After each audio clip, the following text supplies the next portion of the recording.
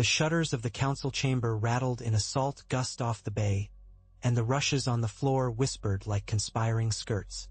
Parchment lay in messy strata on the table, wax seals split, margins smudged by fingers that reeked of wine. Robert Baratheon shouldered through the doors with his cloak flaring and a grin too broad for the hour, but the smile faltered as he saw the ledgers set out. 7 fat books, leather swollen, ribboned with tags like wounds bandaged in silk. He came to a stop as though he'd walked onto deep water and only just remembered he could not swim. 7 hells? He muttered, then louder. Who keeps his king waiting with sums and squiggles? Eddard Stark was already standing, long face unreadable, gray eyes cool from a night without sleep. Your Grace asked to see the accounts. Robert waved him silent and dragged a chair so the legs screeched. Varys made a soft sound, the sort a man makes when a priceless vase tips, and the Grand Maester fussed with his chain as if to anchor the furniture in place by the weight of his links alone. Renly smiled without showing teeth. Only the little man in the bottle-green doublet moved with the quick deftness of a cat disturbed at the hearth. Petyr Baelish, rings bright and eyes brighter. He plucked a ribbon, slid a ledger free. If his grace wishes a tour along the golden road, I shall be your lowly guide. Robert stared at the vellum as if it might leap up and gnaw his hand. How much do we owe? Debt, Petyr said pleasantly, is a vexing word, so little understood. It's also opportunity. Consider. How much? Robert repeated. The word rumbled and filled the chamber like a coming storm. Baelish inclined his head. A touch over 3 million dragons, when one counts what is owed to Casterly Rock, the Faith, various guilds within the city, and certain sophisticated bankers across the narrow sea, whose sophistication becomes sharp indeed when not reassured. The king's cheeks blotched red. 3 million? 3. His Grace's tournaments were magnificent, Pycelle murmured, as if prayer might soften the blow. And peace is costly, too, when it is a peace bought with oaths, pardons, and bread. Renly's smile broadened. Our brother feeds an army even when it isn't fighting. Ale has been known to vanish in wartime, it is true. Miraculous. Robert's big hand flattened on the vellum. He swore, slow and inventive.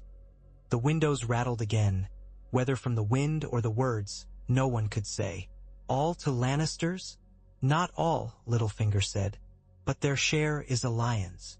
He looked amused by his own pun and then bored by it. We've balanced what could be balanced, deferred what could be deferred, turned some debts into revenue with a dab of imagination. The crown's credit remains excellent. Excellent. Robert looked from the paper to Petyr as though the latter were a conjurer who had pulled a snake from a sausage. Why did no one tell me?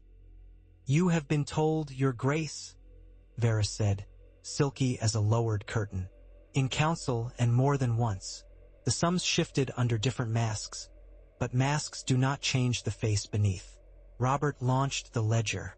It skidded past Baelish and struck the wall with a crack like a pomegranate splitting. I asked for a king's life, feasts, songs, a little quiet. I did not ask for a quill to make a cuckold of my treasury. Littlefinger's brows arched. A quill has never cuckolded anyone, Your Grace. It merely writes the story others. Enough. Robert rose. The rushes sighed beneath his boots. He pointed, and the chamber's air seemed to sway with the movement, as if even it would prefer to sit. You. I should have known when I saw your pretty clothes and prettier sums that there was mischief to it. Get out of my sight. Baelish's expression barely changed. The corners of his eyes, perhaps, sharpened, like a man stepping onto narrow stairs. Of course, Your Grace. You're done, Robert said. You'll have no seat on my council, no coin to play with, no keys to any counting house in this city. Pack your tricks and go back to whatever pocket you crawled from. We'll have an honest man to count the dragons. Ned, find me one. Pycelle made a fluttering sound of protest. Renly turned his face to the window to hide a grin. Varys's fingers were steepled, half shadow and half light. Eddard inclined his head once, and Robert's eyes clung to that steady motion as if it alone might halt the room's swaying. Petyr Baelish bowed. As his grace commands. He looked to Eddard Stark as he straightened, and his smile was visible only if one looked for it. A nick of brightness, the glint you see when a needle catches a candle. Then he was gone, swift and light, and the sound of his steps thinned in the corridor until there was only the wind, and the sea and Robert's breathing, heavy, labored, like a bellows with a hole in it. When the door closed, Renly laughed, soft, incredulous. "There goes the most entertaining man in the city. There goes Silt," Robert said. "And for Silt I am poorer." "We will need an accounting," Eddard said. "The true one." Robert rubbed his beard with the back of his hand. "Find one, Ned. A man who knows honest numbers." "Giles Rosby will do," Pycelle put in, seizing the moment with arthritic haste. "He is tedious and coughs often, which makes him prudent." "Find me someone who coughs less," Robert grunted, "or coughs up dragons. Damn you all for letting me be surprised by my own purse." "Shall I prepare letters to recall Lord Stannis?" Varys asked. "As master of ships he has an acquaintance with austere arithmetic. Ships and coin have a language." Robert's lip curled. "Stannis counts slights, not coins. He can stay sulking at his rock." "No, I'll have Ned find me an honest man in this nest of thieves." He turned toward the door. Damnable day when a king has to throw a dwarf's purse at every problem and hope it turns into a feast. "I'll find a feast on the King's Road if I must." He slung his cloak across his shoulder. "Hunting. We hunt tomorrow. I'll fetch a boar fat enough to make the gods proud." "Ned, you'll come." "As you command," Eddard said. He watched Robert go, slow and lumbering, like an ox with a pike in his flank yet too stubborn to feel it. When the king had gone, the chamber felt larger and emptier. Renly broke the quiet. "That was madness." "It was justice," Eddard said, but the word had edges he did not like. Justice here had a way of cutting the hand that held it. Varys looked thoughtful. "Madness and justice are cousins. Family is complicated in this city." Pycelle cleared his throat, and the clinking of his chain followed like hail on a roof. "I shall send for Lord Rosby." "Do," Eddard said. His eyes were on the ledgers, the rank smell of ink and wax making the morning taste stale before it had even begun. Peter Baelish's footfalls whispered down the hall, light as a dancer's. He did not glance aside when the gold cloak at the door tried to catch his eye. He knew most of their names, how many children they had, who had debts, who drank, who crouched in the darkness of a stair because his knees hurt in the rain. Knowing his weight, and he had grown very strong bearing such weights. He moved across a sunlit courtyard and thought of roofs and angles, of how shadows fell when the sun shifted.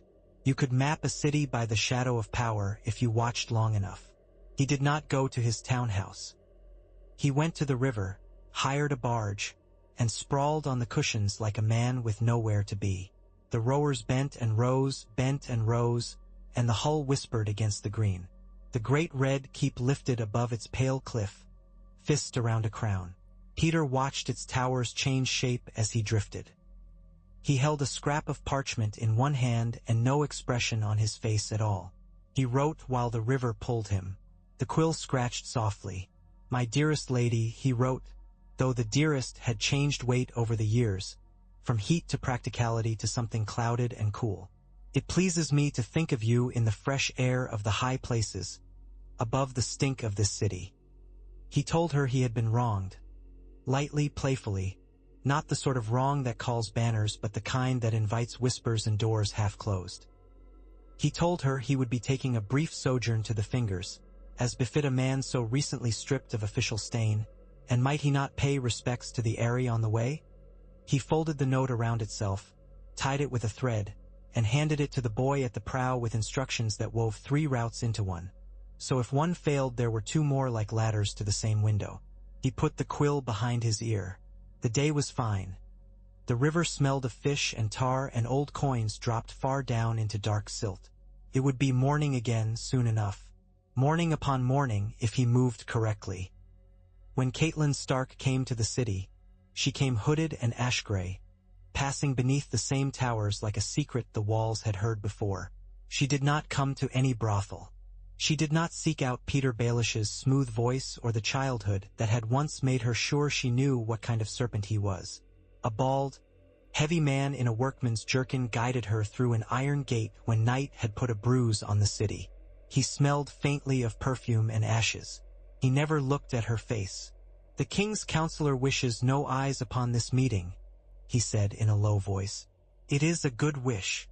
The sept where they brought her was new, plaster still clean and uncracked, candles bright and recent.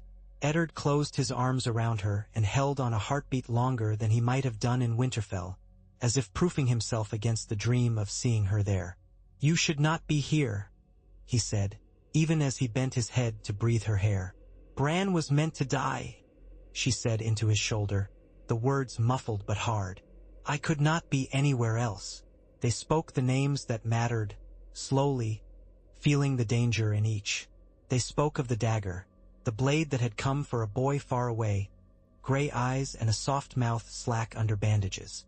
The blade gleamed even in memory. Narrow, dark, bone hilt smooth and old. In Catelyn's palm it seemed to weigh more than steel should. Eddard had called for Varys, and Varys came as if he had been waiting behind the next pillar. He made a deep bow to the woman others took pains to avoid and to the man who could not avoid anything in this city. "Valyrian," the eunuch said, peering at the blade without touching. "And dragonbone. This is not a thing a sellsword buys at a stall. Such knives have owners who remember them." "Whose?" Catelyn asked. Varys stretched his lips in an apologetic curve. "I have seen one like it at court, a few over the years. Swords more often. Daggers are for rumor and bedrooms." He turned the words as lightly as a woman turns a ring. "Prince Joffrey admires knives. Boys do. Our imp, too, adores clever pieces of metal, and he has coin for curiosities. But there are others who might have owned or handled such a blade. Men who wanted your son gone are more difficult to count, my lady." He looked at Ned. "The fall was no accident. Of that I would stake my little life. But the hand behind a hired knife, hands are often gloved." "You have always said you serve the realm," Ned told him. "The realm is not a boy flung from a window or cut in his bed. The realm," Varys said, eyes bright and empty both, "is 10,000 such boys and men and women besides, sleeping and waking in fear or ease because of what we do here. That is why I brought you together without Lord Baelish. He is quick and useful, but he is not always careful with lives that are not his." Catelyn looked to Ned. "If not his word, then whose?" "Mine," Ned said, and his voice was iron. She left that night before dawn, taking the river like a ghost, moving against the city's breath. At the crossroad, Dias Inn on her road north, the world tilted and did not fall.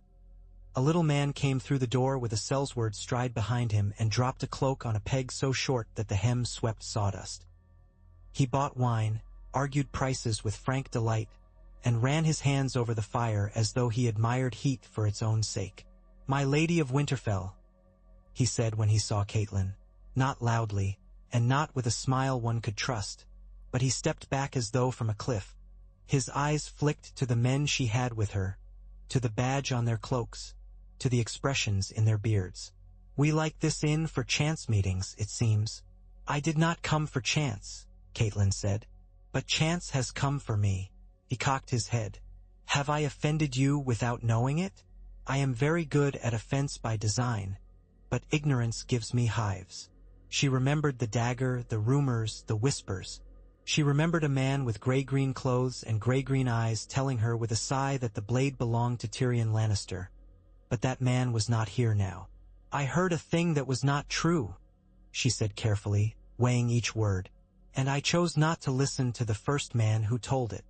"Miracles do occur." Tyrion smiled, small and real. "Will you drink with me to celebrate the survival of your son?" She looked into the dwarf's mismatched eyes and saw war crouching behind one pupil and mischief behind the other. "I will." The man behind him watched everything with a lazy readiness. "Bronn," Tyrion said when he caught her glance. "He charges too much and lives too long, but he cuts neatly." Bronn's mouth curled. "Sometimes I cut messy. Costs more." "If you want to ride south to the capital," Catelyn said to Tyrion, after their cups had been emptied and refilled and emptied again, "ride carefully. You have a sister there who would burn the city to light her path." "She would," Tyrion agreed, "if the path led to anything with the right chin." He shrugged, as if to throw off a cloak that clung. "My sister will not be the only dangerous person in King's Landing this summer. Stay out of it if you can," Catelyn said. She did not think he could. She thought he would try anyway. He laughed without joy and ordered another bottle for the road. In the Red Keep, the king's hunting horns sounded like triumph and warning both. Lancel Lannister poured. The wine shone purple as a bruise. Cersei watched the boy's hands and the king's mouth, and she believed she was the only careful watcher in a tower full of men who pretended to see. Later she would tell herself that what happened had been inevitable, that the boar was cruel and Robert's luck had always been a sunset. But when the king stumbled and laughed and stumbled again, she felt the breath leave her chest in a thrilling, awful rush. She pressed her palm to her ribs to hold her ribs in place. Eddard went to the streets and the smiths. He found a barrelsmith with an arm like a mallet and a son with hair like coal and eyes like rainwater. He found a girl with black hair and blue eyes playing in a yard, and her mother, who would not let her go. He found the truth as if it had been hidden in plain sight, as truth often is. When he returned to the Red Keep, he felt colder with each step, despite the heat that stuffed the city like old straw. The will was written when the boar gutted a king in a green place. Ned held the parchment as if it were not paper at all but a blade turned sideways. Robert's hand had scrawled "my heir" and not "Joffrey." Robert had said, through blood and wine, that Eddard should be protector. He had not had time for the naming that would have set the city on a different angle before the ink dried. Renly came in the night with Loras Tyrell's shadow on his heels and whispered urgent plans of seizing children and locking doors and being faster than fear. Eddard listened and did not move. "Swords in the dark spin more darkness," he said, and Renly's jaw tightened. "Then you will die in daylight," Renly said, "and daylight will not save you." Renly and the Knight of Flowers rode that night for Highgarden, leaving the city to folks who stayed awake at such hours by profession. Cats and men dressed as birds.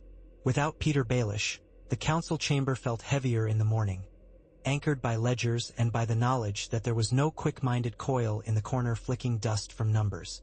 Varys poured tea himself and smiled to see Eddard's surprise. Sometimes it is well to remember that hands can be graceful or clumsy from day to day. "Who will command the city watch?" Eddard asked. "Not in name, in truth." Pycelle looked puzzled. "Why, Janos Slynt." "Then I will see him," Eddard said.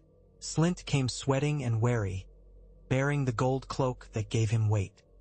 His eyes went from face to face and settled on the hands, because the hands' expression did not waver. Eddard spoke of duty, of the law, of oaths, and then more plainly of what would happen to any man who let coin blind him to what was right.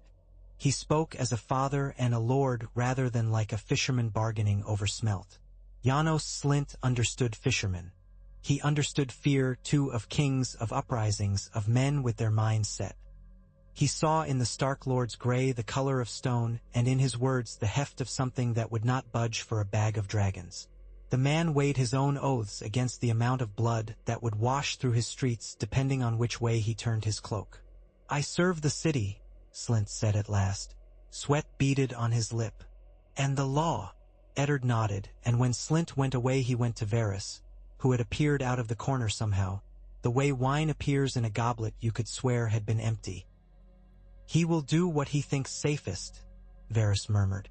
"But you have given him new arithmetic, my lord.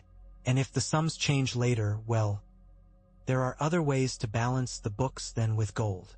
You will help me keep the peace. My life's only prayer." The boar's tusk had opened Robert nearly to the spine. He made jokes until the jokes trembled. He tried to make promises and the promises slipped their knots. He put his name to a parchment and told Eddard the things men tell their oldest friend when it is almost too late.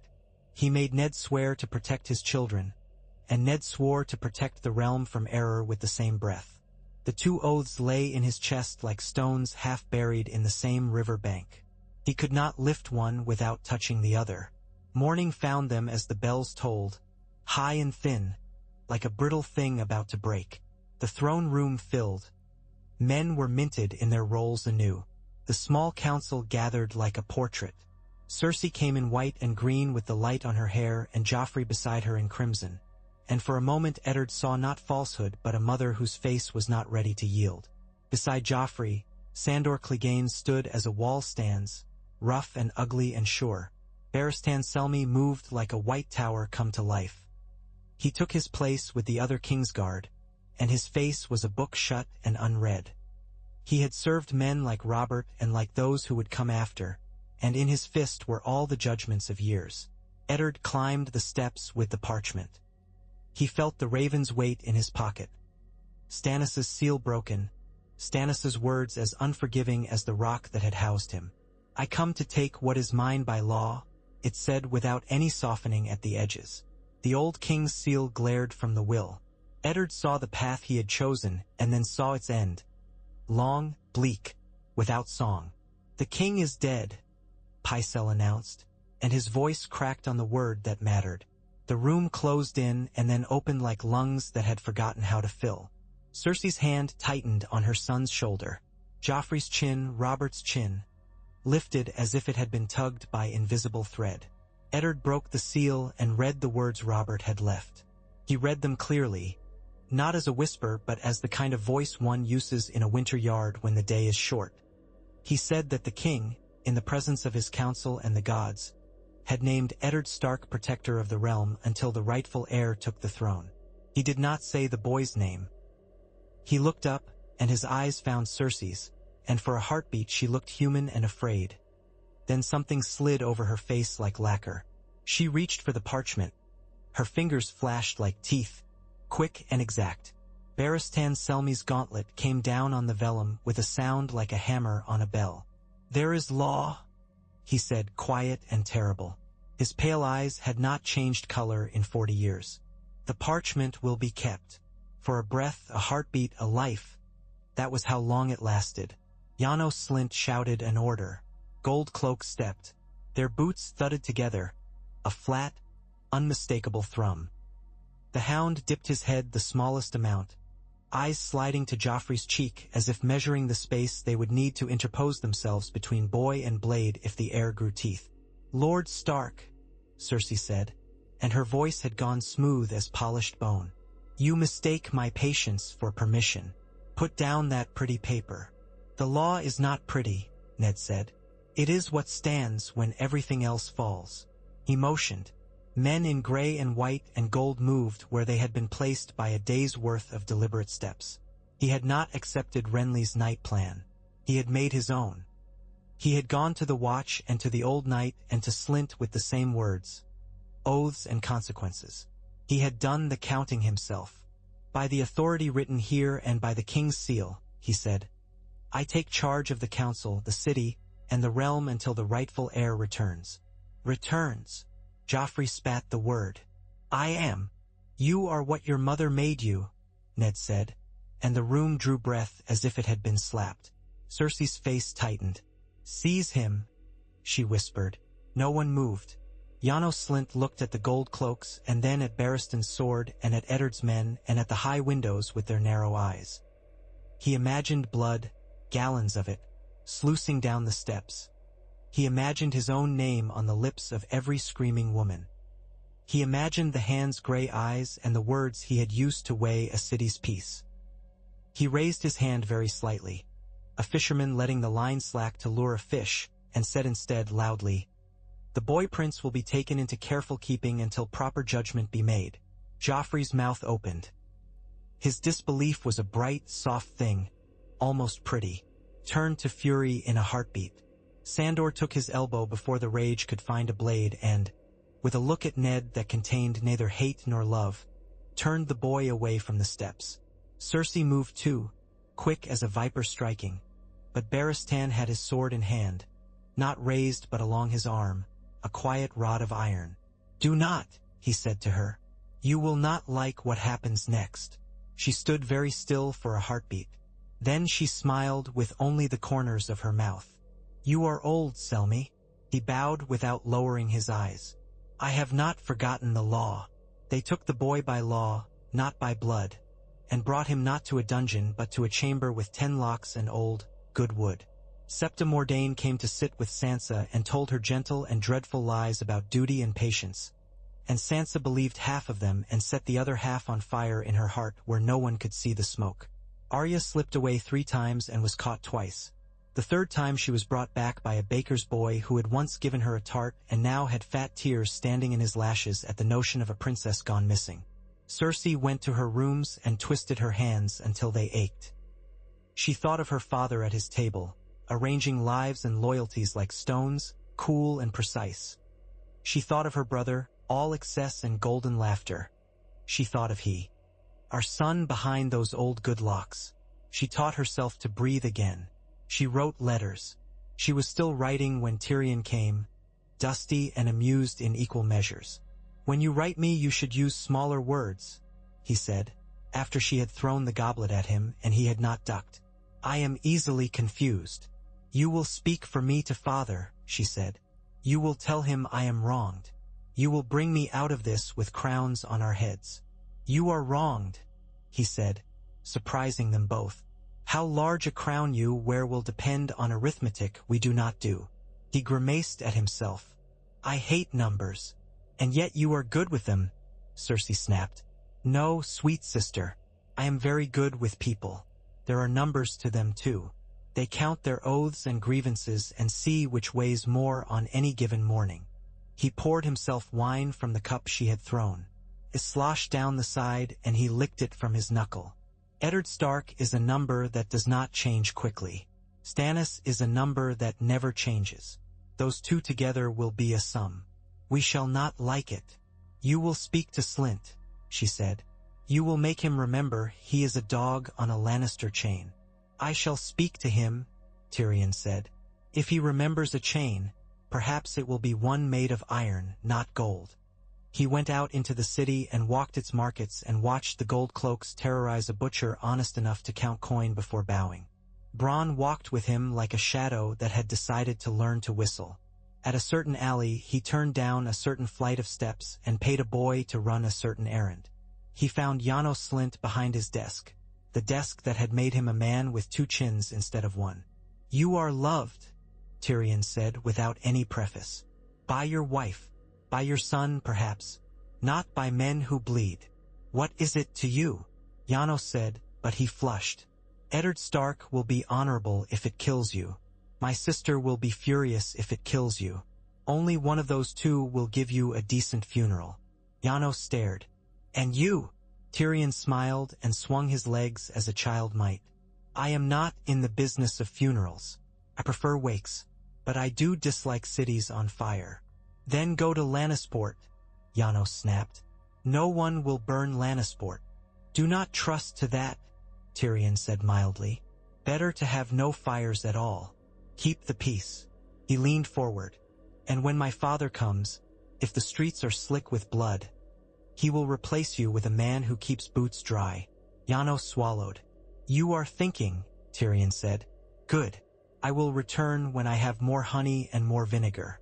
We shall see which your palate prefers.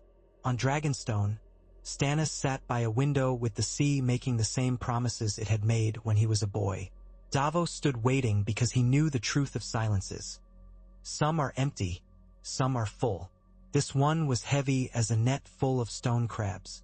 They have the boy, Stannis said without turning. They have the law, Davos replied, because he had always found that men who do not laugh at your jokes are at least owed your truth. For the moment, Stannis raised one hand, long fingers bony with effort. He read again the letter that had come a day before, its northern words stark and plain. Come quickly, bring men you trust. There will be danger, but also the door to what you are owed. Stannis did not like to see the word owed, even when the debt was the world's. He did not like the smell of the city that came off the parchment like rot. Bring the fleet, he said. I, Davos answered. And the Red Woman? Stannis did not speak for a long moment. She sees farther than I like, he said, and he found, to his surprise, that he had made a joke out of the woman's eyes. He did not smile. She will come. At the Eyrie, Lisa Arryn held Peter's letter close enough for the wax to warm in her fingers. She remembered him as a pale boy with quick hands and quicker frightened looks.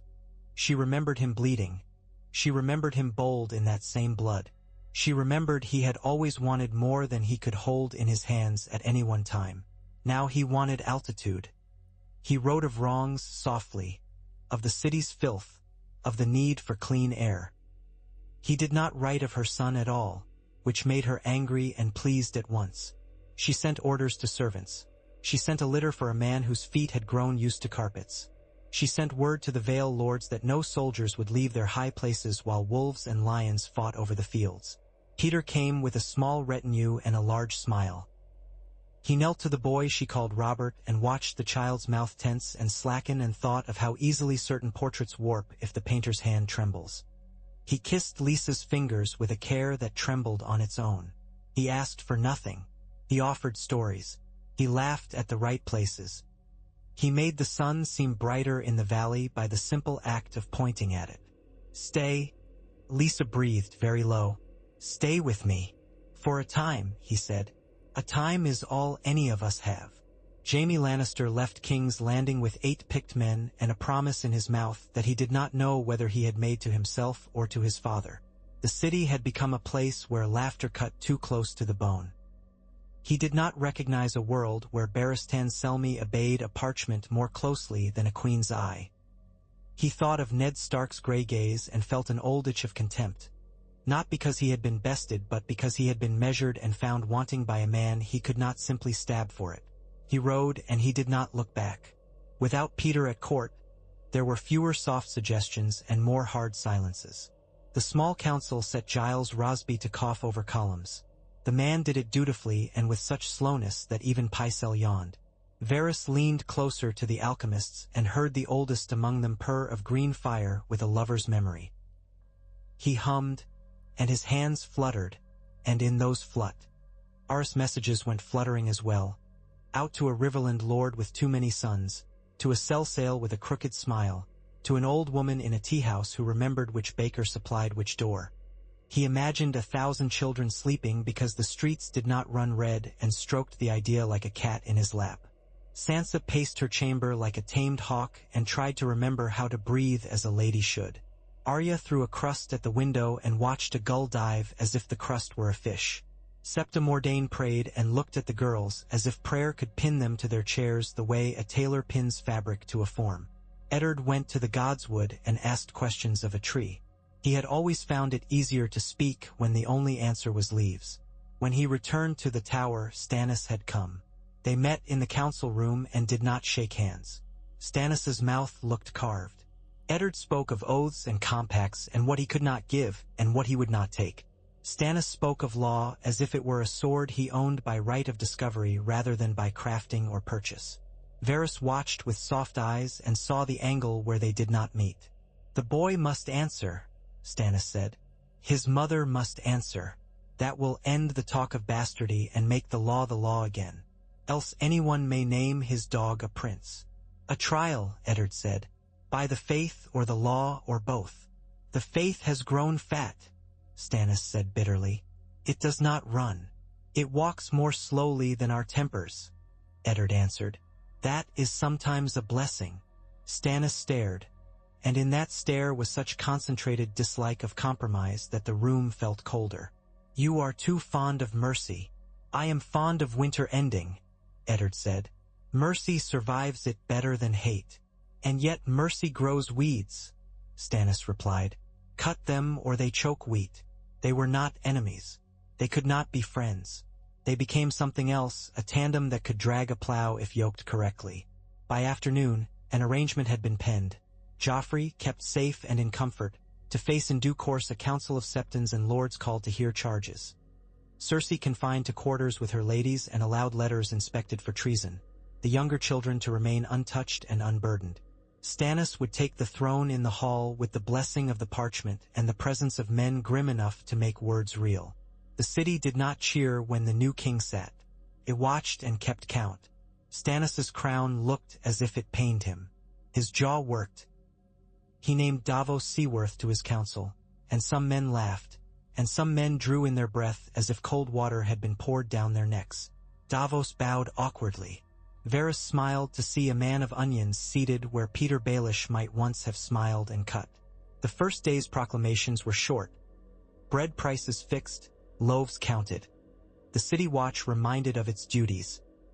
Lannister men-in-arms within the city ordered to lay down arms or leave by sunset. The last caused grumbling and a few foolish deaths. Haleen of the Alchemists presented himself and offered wildfire with such pride that Stannis's mouth twitched. "We will inventory," the king said, diplomat enough to sound as if he had not just been offered madness in a jar. Beyond the walls, armies began to move as if a great invisible hand had pushed each piece upon the board at once. Renly Baratheon wore a crown of antlers in Highgarden and smiled like a man dreaming the same dream every night until it becomes real. He had the Tyrells and their golden harvest behind him and the music of 100 gentler swords. The Reach's banners rolled color across the roads like paint poured down a slope.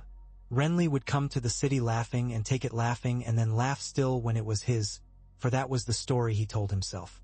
Loras Tyrell rode near him, too beautiful when his visor was raised to be quite mortal, and between them there was a shining the old songs could not name. Tywin Lannister read letters and smiled such smiles that men took an involuntary step back and told themselves the draft through the solar had chilled them. He did not rant. He did not rush. He set ravens to fly to Old Town, to Ashmark, to the Quiet Isle and the monasteries where numbers endured. He wrote a note to Mace Tyrell that contained as few words as possible. He wrote to the Iron Bank in a script so steady a merchant would have kissed it. He looked at Jaime when his son stood there telling the story of neat arrests and legalities and asked one question, as flat as spring water. "Can you take the city by night with 50 men?" "No," Jaime said and tasted iron. "Not anymore." "Then we will take it when we are ready," Tywin said. "Or we will take something dear enough to make them open the gates in a fever." He did not attack the Riverlands. There was no captured son to avenge, no insult that the world would admire him for correcting with fire.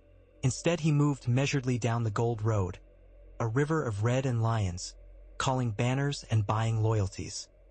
He reminded his vassals that there was a queen inside those walls, and a boy, and grandsons they might someday call by a name that pleased them better than Baratheon. He wrote to Lord Mace and spoke of marriages, of summer wine, of songs. He wrote and did not yet send, to be pulled from a drawer when the time was alignable with the stars of power. Renly came first because his road was shorter and his hunger greater.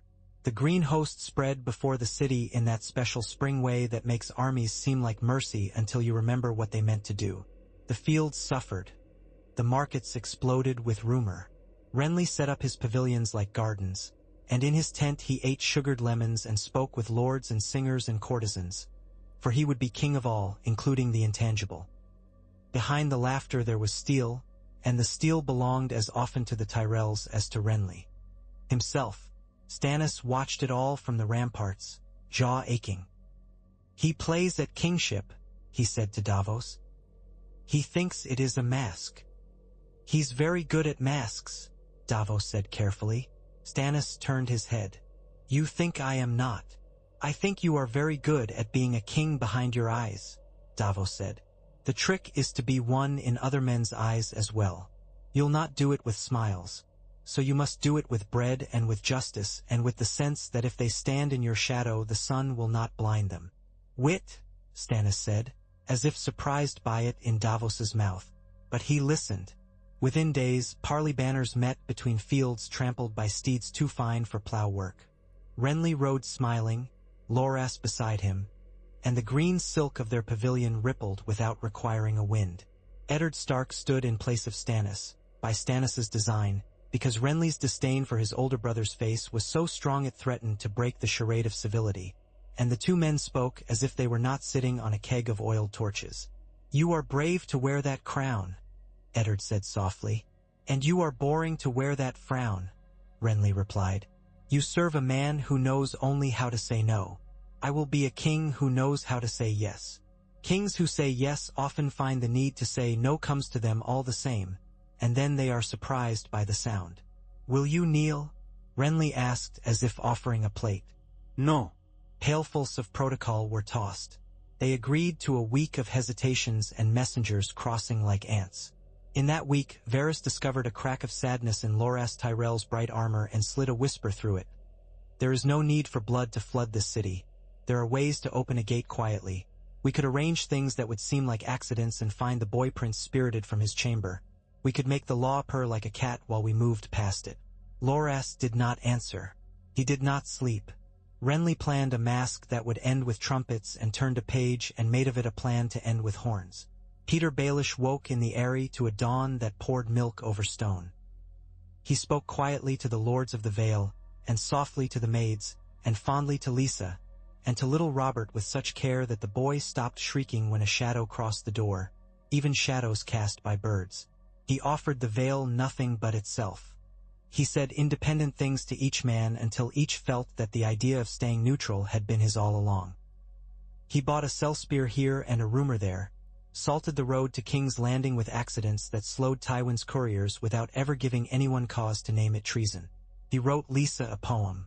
It was terrible, she cried, when word of Renly's camp reached him. A tapestry of laughter hung on a frame of iron. Peter took quill in hand again. He wrote to the Queen in her tower, a letter that would be intercepted and examined and then delivered all the same because it seemed to promise nothing. He wrote to Varys of an imaginary baker's boy who had a real friend in the Watch. He wrote to men in the city who still owned their fear by hobby and let them know that one day there might be a king who bought fear at full price. He wrote to a hedge knight who had once kissed a girl with red hair and asked him to fetch a ship quietly ready. He wrote to no one the truth, that the city must not become settled in any one hand. It must shift, like a coin. Standing has nothing to spend. Movement buys all. On a night when the stars seemed hammered in close, the Red Woman walked with Davos beneath the ramparts to a water door where small boats waited. The king had not come. He had not told Davos to do this. He had not forbidden it. He had looked at the Red Woman and at the city and at the stretch of green beyond where Renly's tents bloomed and said nothing. Davos had found himself walking anyway. "We all serve," Melisandre said, when he said nothing too long. "Even those who think they command. It is only a question of what we serve." "You serve fire," Davos said, "and a god who loves it." "I serve light," she corrected. The darkness in her eyes made the word sound dangerous. "It is not the same thing." They rode to a place where the current tugged like a child's hand. She had him more, and the keel thumped gently against the jetty. She took his hand, and the calluses along his knuckles felt the strange leftover heat under her skin. "I have served men who burned for less," Davos said, swallowing bile and fear alike. "What will it be, then?" "What it must," she said. He was not in the tent to see it because no one was, not truly. What happens in the dark happens first in the imagination of men. But people told the story later. How a shadow went under the canvas like a gust and came up on the other side heavier than wind. How it took a shape no man could swear to and left no prints and still made the air tremble with the passage of its weight. They told how the shape of a sword made no sound and still found the space between armor and flesh, between laughter and silence. They told how the king with the crown of antlers looked surprised, but in a way that implied he'd always known, as if he were a man waking from a dream that had lasted into noon. They told many things, and men wept and laughed and shouted liar at the same time, because grief runs through people in different rivers. Renly died. His banners wept and his knights swore.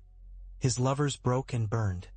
His lords looked to one another's faces for cues and for the bit of advantage their fathers had paid to build in them. Mace Tyrell roared. Loras Tyrell knelt and then rose like a spear being lifted and pointed at the first person he could see. That was not Stannis, because Stannis was not there. That was not Ned Stark, because Eddard was still at his table drawing unhelpful lines between the words that would hold the city together and the ones that would break it. It was a guard standee. Ing too near. It was a page. It was 3 men before someone gripped Loras's arm so hard the bones ground and told him in Olenna's thin, exact voice that now was not the moment for heroics no longer heroic. The Tyrell pavilion folded like a wounded thing. Their army did not evaporate, but its light changed. It went from sunlight to polished wood, from laughter in the tent to whispers in the hoarse lines. They did not leave the field. They shifted, which is sometimes worse. Tywin Lannister felt the shift and smiled for the first time in a week with his teeth. He had a letter written to Mace Tyrell that contained the phrase family honor twice and the word future 5 times. He sent, too, a chest of sugared lemons and a cask of a wine only the Reach could understand by taste alone. He set his army marching, veering not for a city yet too strong but for the green spaces where alliances are made that outlast battles. Stannis sat his new throne and felt its iron as a reproach. He heard the news of a brother he had not loved but could not ignore dying on the end of something no man could name. A muscle in his jaw ticked. Men watched his jaw, because they had no other face to watch for guidance. "We will not sing," he said. "No," Davos agreed quietly. "The city must not fall," Stannis said, as if that had been the question. "Ready the fleet. If the lions and the flowers come together, they will try the bay, to see if we know its depth." Haleen brought him jars that glimmered and made the air smell like copper and something sweeter that was not sweet. "We have much," the alchemist whispered, and his eyes were green with reflected light. A wall of summer in the right hands. Stannis looked at the jars and thought of fire as justice and fire as hunger.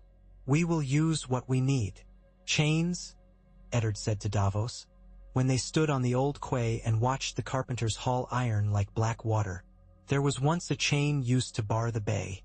The old kings of the city had such a device, when they were wise or when they were frightened enough to pretend wisdom." "There was," Davos said, "and there will be."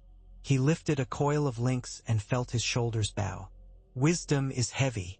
They sunk pilings quietly below the waterline. They drew the chain across the river's belly like a suture and left it sunk and invisible. The bay grew calm as if soothed by a hand. Stannis set ships in fan patterns and spoke to his captains in words that made a navy of men who had been cell sails yesterday. He did not shout. He outlined. He told the parts of truth needed to bind their arrogance to his will. Davos watched him and found, with a start, that Stannis had the gift of making men do things they did not understand until after they were done. Tyrion walked walls that had not been measured against this kind of threat in a generation. He took brawn-down alleys around the mud gate and counted men willing to sell the city for a clean escape. He spoke to them of narrow replaceable choices, and a few of them blinked and shook their heads and did not, in the end, sell anything. He took wine with Varys and found the eunuch's smile as infuriating as always. He laughed at Mandon Moore's laconic answers and went away certain he would die of boredom before any man thrust a sword through his ribs. "Do you mean to let my son hang?" Cersei asked when next they spoke, and her voice sounded like a man cutting fresh bread with a dull knife. "I mean to keep the knives out of his room a day longer than otherwise," Tyrion said. "I do this because I like the city not to burn. I do it because I am a coward. Pick the answer that lets you sleep." "I do not sleep," Cersei said. "I know." She watched him go and did not throw anything, which was a new kind of restraint for her. She wrote again to her father and to Lord Tyrell and to anyone else who might receive her letter and see not the words but the shape behind them. A queen's outstretched hand, an invitation to make a bargain that could be disguised as a rescue.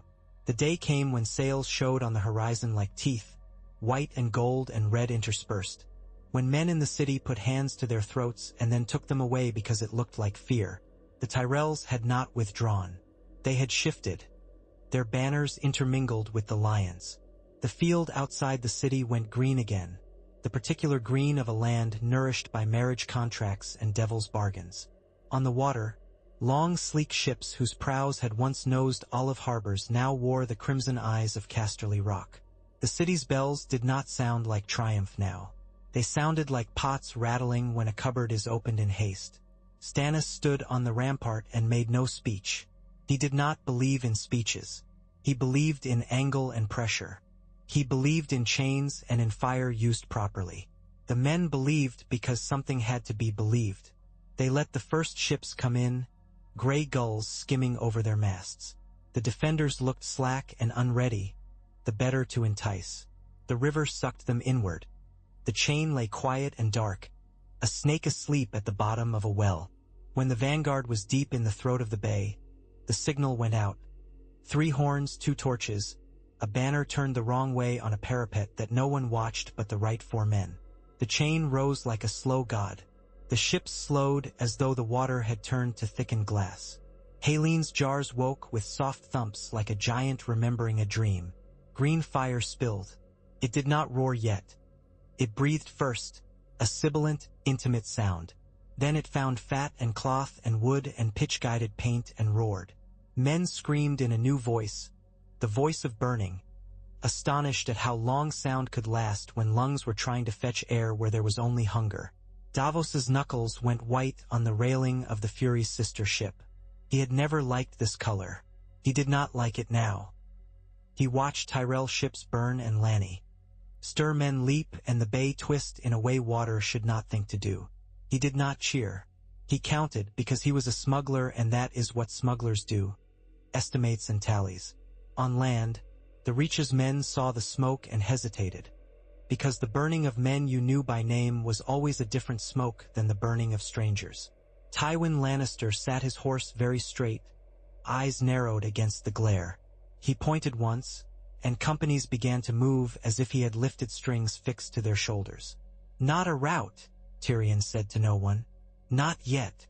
He had thought of chains too, had drawn imaginary ones across imaginary maps when he could not sleep on hard stone. But he could not envy a city defended by luck and Stannis Baratheon's appetite for order. He sent a runner with a message written in a hand not his, to a guard whose wife had borne him twins last winter, and who did not wish to die in a fire no matter under what banner. He told Bronn not to do anything stupid, and Bronn grinned. "Stupid's your department," Bronn said, and tugged his sword a hair in its sheath, the metal making a sound like a whisper that had learned to be polite. Varys released pigeons and information, and a long sigh he did not admit to. In the rooms where Sansa paced and Arya plotted doom for ants and then apologized to them with crumbs, the walls shivered once, and Sansa imagined she would be crushed between stone and story. Septa Mordane folded her hands and recited a prayer that could barely contain such fear. At the Eyrie, Lisa dreamed she held a city in her palms and watched it tip and pour people like sand. She woke laughing, choking, then weeping, calling Peter's name and the name she had not said in years.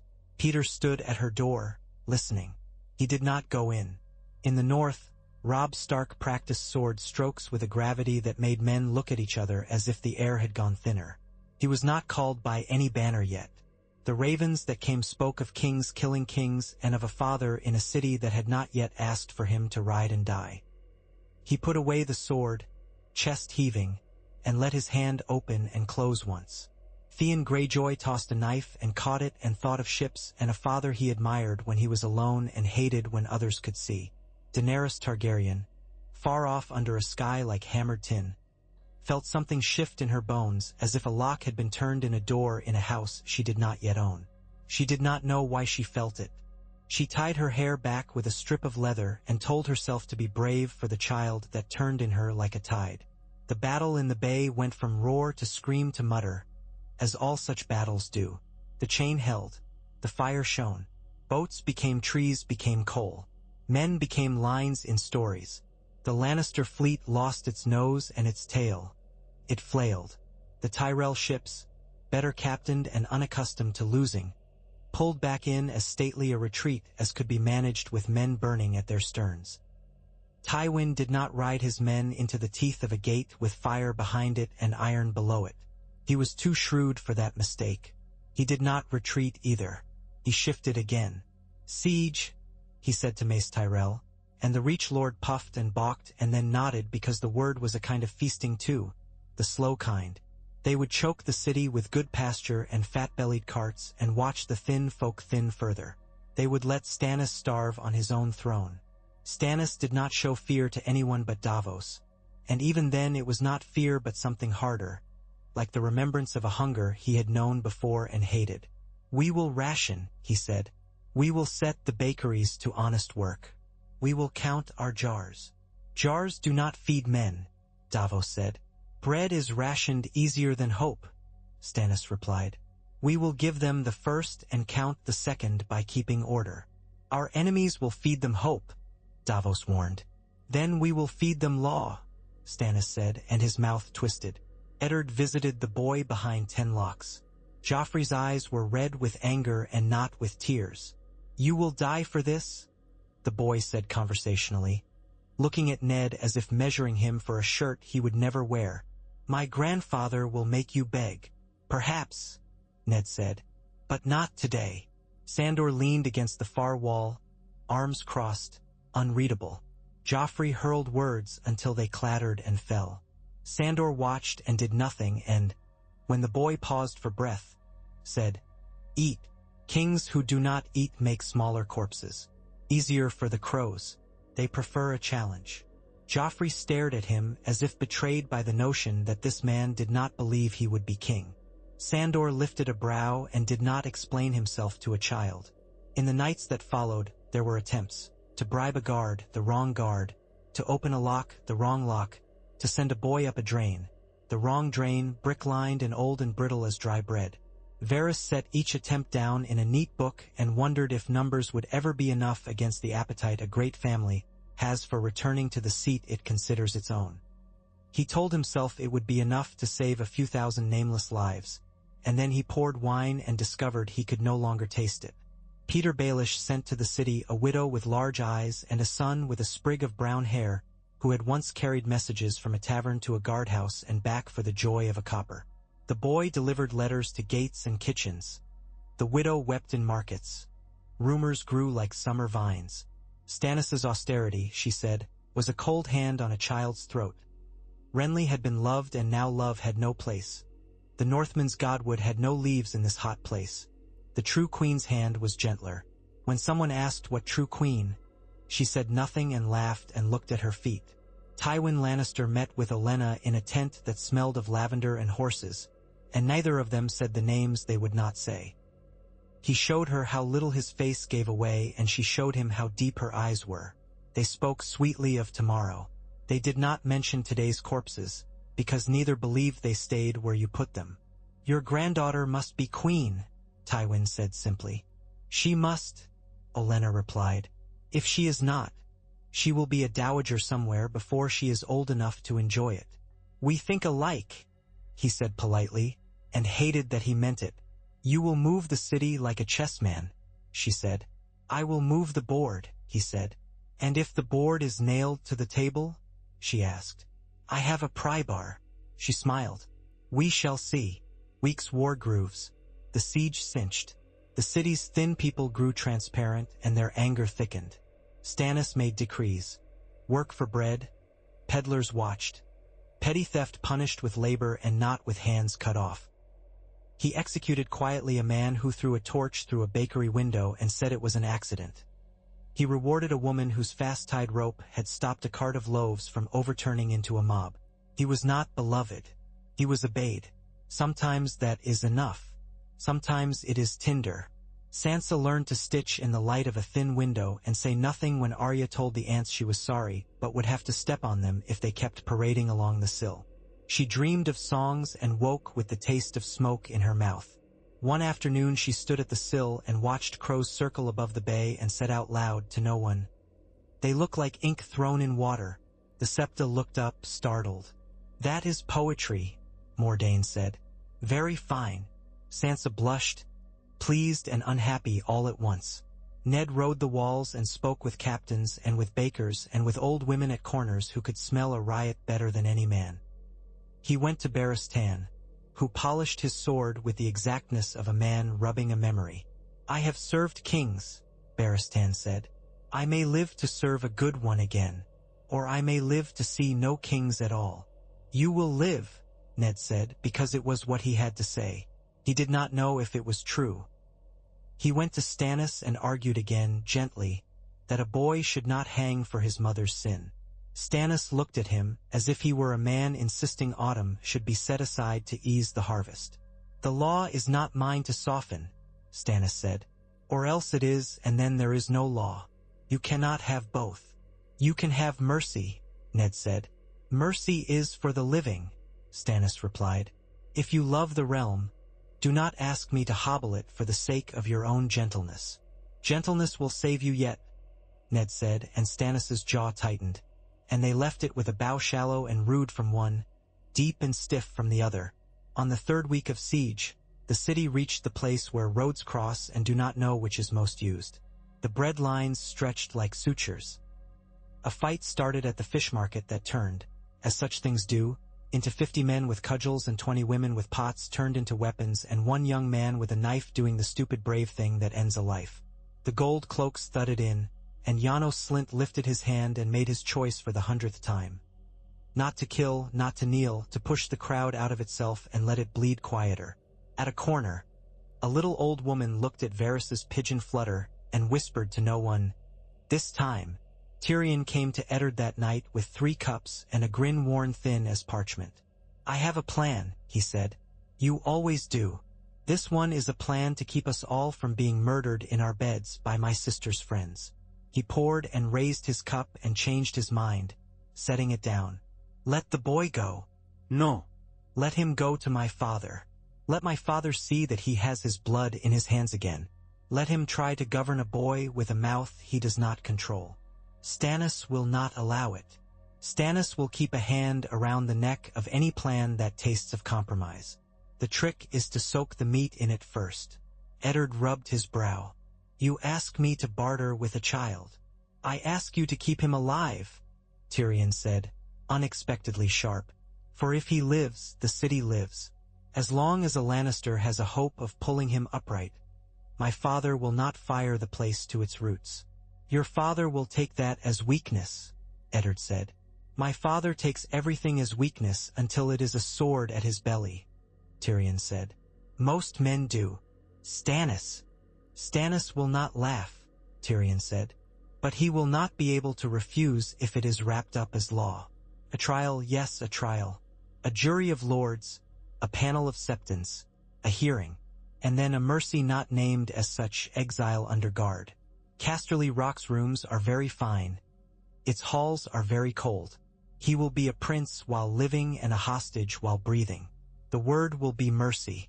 The truth will be rope. Eddard thought of rope. He had always thought of rope.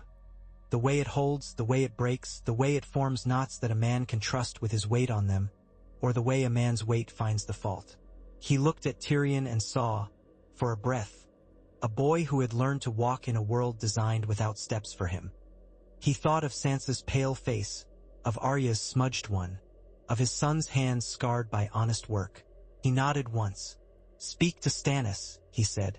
They did not speak to Stannis so much as the words were scraped against his ribs until the sound could not be ignored. He accepted the notion of a trial because refusing it would have cost him twice as dearly in bread and in rumor as accepting it, because the faith, in its fat way, would be mollified by a chance to wear ceremony again, because he could see a future where a hostage might be more useful than a head, though he had no joy in the thought. He sent Davos with sealed letters to Tywin and to Tyrell and to any man who could read and wanted the night to grow thinner. The boy prince would be judged by law and contained by it, and in return the city should not be burned. Davos carried the letters like a fragile bundle of glassware across a yard where men were throwing spears. Tywin read and did not smile. He wrote a brief reply that did not accept but did not refuse, which meant he was thinking. Olenna read and ate a sugared lemon with small fierce bites. She sent a note that said, in different, better words, we shall see what kind of cage you build and whether the bird in it sings for us. Cersei read and tore the parchment, each rip an identical sound. She threw the pieces in the brazier and watched them curl, and for a moment she thought of a child with hair the color of wheat, and then she refused the thought as if it were a beggar at her gate. She drank. She sent a letter to Jaime that would not find him for weeks and said 3 things and meant 12. Peter stood at the Ares' pale edge and looked down to where mountains become fog and footpaths. A pity, he murmured. That so much depends on whether men can bear to do nothing. Lisa clutched his sleeve. Do not go back to them, she whispered. They will kill you. They forget to, he said softly. That is the trick. When the day of the hearing came, the sept was bright with candles and polished with the outfits of men who did not believe in God so much as in the sight of themselves kneeling. The High Septon cleared his throat and spoke long words with short meanings.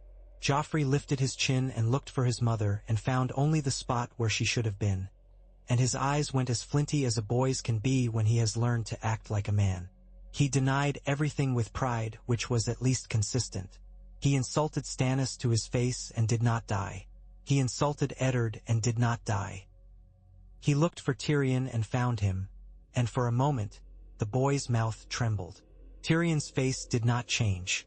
The lords weighed the words with their own scales, which were set before the scales of justice and not after. The faith found the numbers of sin impressive. The room murmured. The city held its breath and waited to see if breath would be returned. In the end, it was a compromise masquerading as a victory in a cloak sewn to fit no one. Stannis pronounced that the boy was issue of adultery, that the law would not name him king, that his life would be spared by mercy of the crown in acknowledgement of his youth and ignorance of his origins. He would be confined in honor to Casterly Rock under guard of men loyal to the Iron Throne. If Lannister banners moved against the crown, the boy would be held and judgment rendered upon him in consequence. The words were iron in the mouth and tasted of old blood. Tywin weighed. He weighed war with the city strong and green fire ready and Stannis's jaw unbreakable. He weighed alliances and a granddaughter's future and the neat, cold shape of his grandson behind stone. He sent a courier under a flag that even Stannis could not cut and said, with the same economy with which he bought chairs and ordered hangings in rooms he never sat in, that the Lannister lion loved his own, that the Rock would accept with certain guarantees, and that the Tyrells would look with favor on a match for Marjorie that made her what she deserved to be. The siege loosened, then tight again, then loosened, because to make a cage with moving bars is an art. The city learned to breathe as if some great hand had let the fingers open a little and then pinched them back. People lived. Some died where no one could make a song. The bakers counted. The hucksters lied. Stannis sat, a figure carved of grudge and resolve, and Eddard stood, a figure carved of patience and endurance, and between them the realm stretched, creaking, but did not split. And somewhere far off, in a place where the sea hunched and glittered and did not care what men valued, a girl walked into a pyre and did not die. The smoke from that fire rose straight into a sky that had been waiting a long time. Men in King's Landing would dream of dragons that night without understanding why, and some of them would wake with their mouths open as if they had been breathing heat. When Joffrey left the city under guard, the people watched without cheering. Some threw rotten fruit. Some threw prayers. Some were too tired to throw anything. He sat stiff-backed as a boy who has been taught to believe posture is destiny. Sandor walked alongside the carriage, his eyes on the road, his jaw tight as a man's who had thought himself done with some kind of service and found he had more hours in it yet. Cersei watched from an upper window with her teeth in her lip so hard she tasted iron. Tyrion stood below and lifted a hand, and Joffrey pretended not to see it. It felt like a kind of victory to both of them and did not taste like one to either. The wheels rolled. The gods watched with the interest of statues. Winter had not yet come. It was waiting as winter does, not out of mercy or malice, but because that is in its nature. The realm moved and did not fall, and men told themselves that this was the same thing as peace. Far away in the Vale, Peter Baelish kissed Lisa's hand in a corridor hung with tapestries so old they had learned to keep secrets. He whispered something that made her laugh and then sob. He looked out at a sky so clear it made men doubt air could be invisible, and he saw, for a moment, a city on the edge of a cliff and the cliff itself shifting inch by inch. He had not been in the room when the parchment fell or when it did not, when the chain rose or when it fell. He did not need to be. He felt the tremor through the ropes he had strung from place to place, and he smiled without showing teeth. Chaos surely made ladders for other men. For Peter, the trick had never been to climb. It was to tilt the whole house, a degree at a time, until everyone else slid exactly where he wished. He put his hand flat against the warm stone and felt the keep breathe. In the red keep's godswood with no sky above its lee. Till square of leaves, Eddard Stark put his hand to the face in the trunk and said very little. He was not a man of many words, and the ones he had been spent in a city that needed them like bread and hoarded them like gold. He closed his eyes and saw children, his own and other people's, and a world of numbers that would not add up until someone died. He let the water sound be the only answer and thought he might yet survive this place long enough to see honesty matter again. On Dragonstone, Stannis sharpened his sword and did not ask the Red Woman whether the thing in the tent had been his shadow. He did not wish to know his own shape so precisely. The blade's edge sang, tiny and terrible.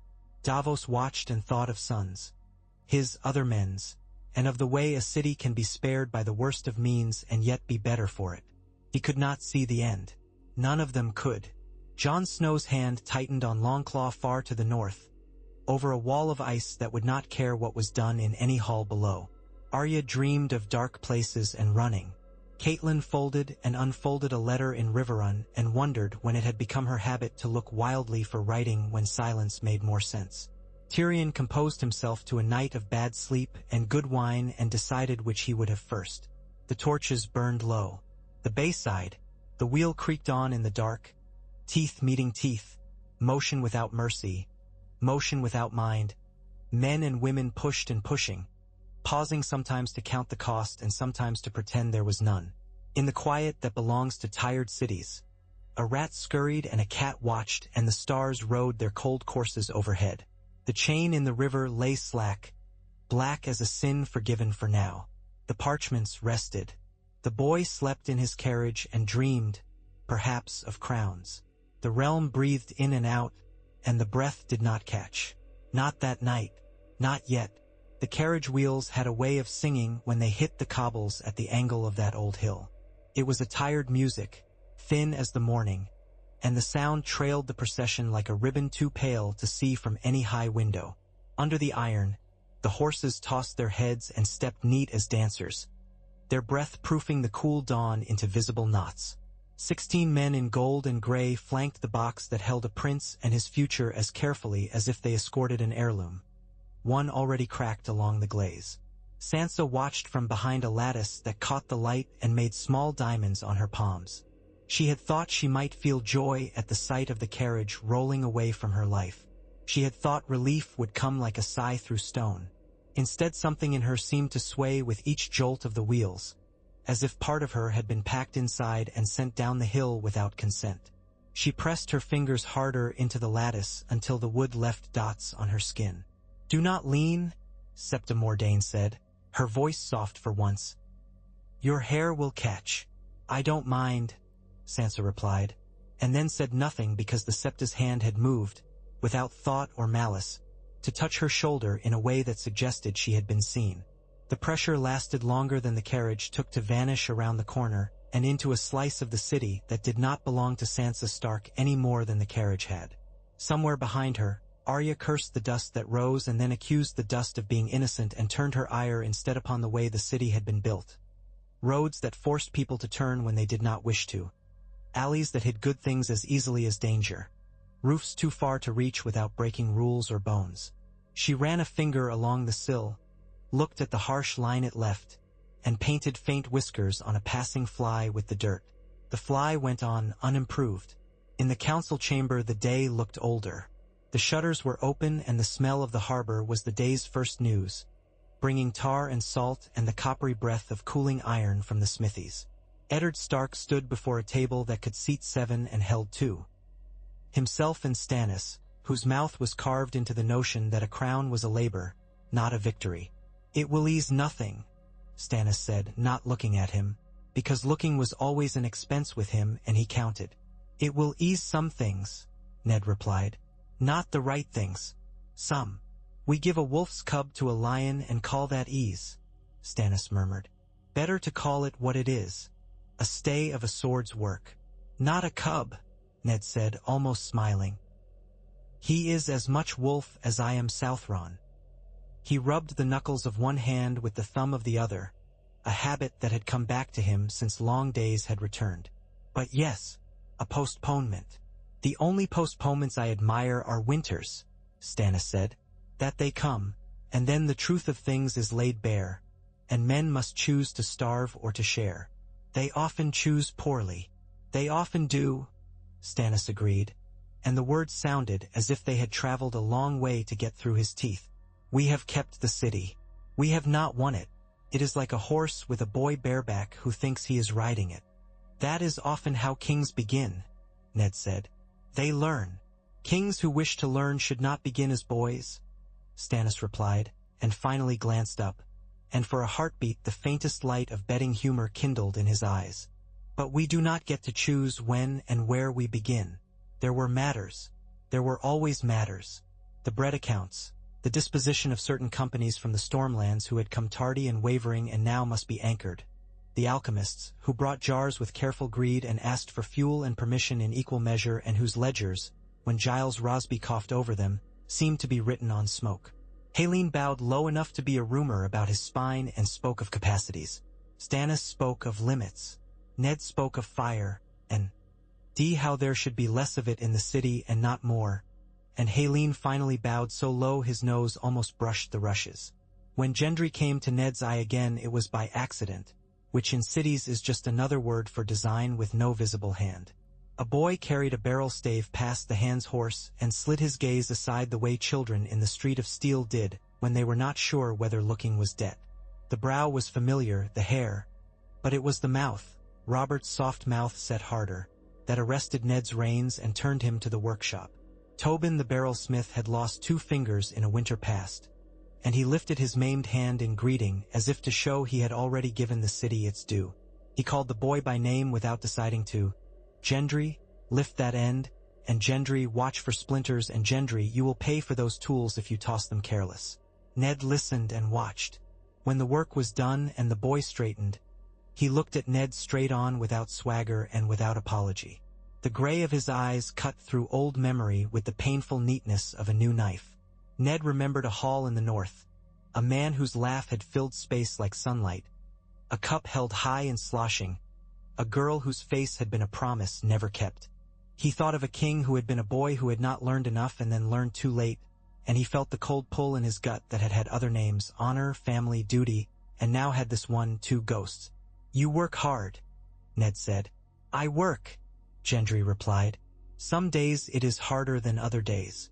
It is still work. Your mother, Ned began and then stopped. He had not meant to ask, and the question sounded like the lifting of a scab. She's dead, the boy said, unkind and not unkind. She had yellow hair. She said a lord once visited and told her that if the boy grew strong, he'd make his way without help. I suppose that was you, he added ingenuously, and it was Ned's turn to look at something that was not the boy's face. Not me, he said, but perhaps a man with better clothes. Gendry snorted. Same difference. There is a place for you, Ned said, surprising himself with the swiftness of the decision. In the north, a place where a hammer is as good as a sword and lasts longer. Would you take it? Is there work? Gendry asked. There is always work, Ned said, and there is a wall that needs men who can treat iron like water and shape it into something that can keep cold out and worse things. Gendry's gaze slid sideways and then back. I thought you would say you meant me for a night. Do you want to be one? Gendry spat on the floor as if to see whether his spit would sizzle. Seems to me knights die like other men but are expected to do it while smiling. I prefer to choose my face. Ned liked him very much then. There will be a wagon in 3 days, heading north with a black brother who does not talk too much. You could go with him. The boy looked at the barrel staves and then at the hammer and then at Ned as if weighing each against each. What do I owe you if I say no? Nothing. Then I will say yes and see if I can owe you later, Gendry said. Fair enough, Ned replied. Yoren came with a sack and a smell of old rope and rivers. He listened to Ned's last explanation as if he already knew the words and grunted something that could have been assent and could have been a sneeze. He looked at Gendry and rolled his eyes toward the sky as if to address a god he did not like. Don't try to hit me, he said. I don't like boys who think they can swing surprises. I nap light. Gendry grinned, and the grin looked like a man had tried to smile for the first time in a winter and was pleased to discover his mouth still knew how. That night Arya traced the shape of a sword across her blanket and whispered to the dark a name she did not yet know she would carry like a stone. She did not mean Joffrey's. She meant a feeling. It did not have a name yet. It would. Stannis did not sleep as much as men should. He sat with Parchment and with Davos in a room with a window that gave not on the sea but on a courtyard where a tree struggled, leafing with the obstinacy of things planted in the wrong climate. "We must find the corners where Tywin's patience folds," he said, more to the moving of his own tongue than to Davos. "We must not let him be bored." Her mouth finally moved a fraction of the width of a fruit knife.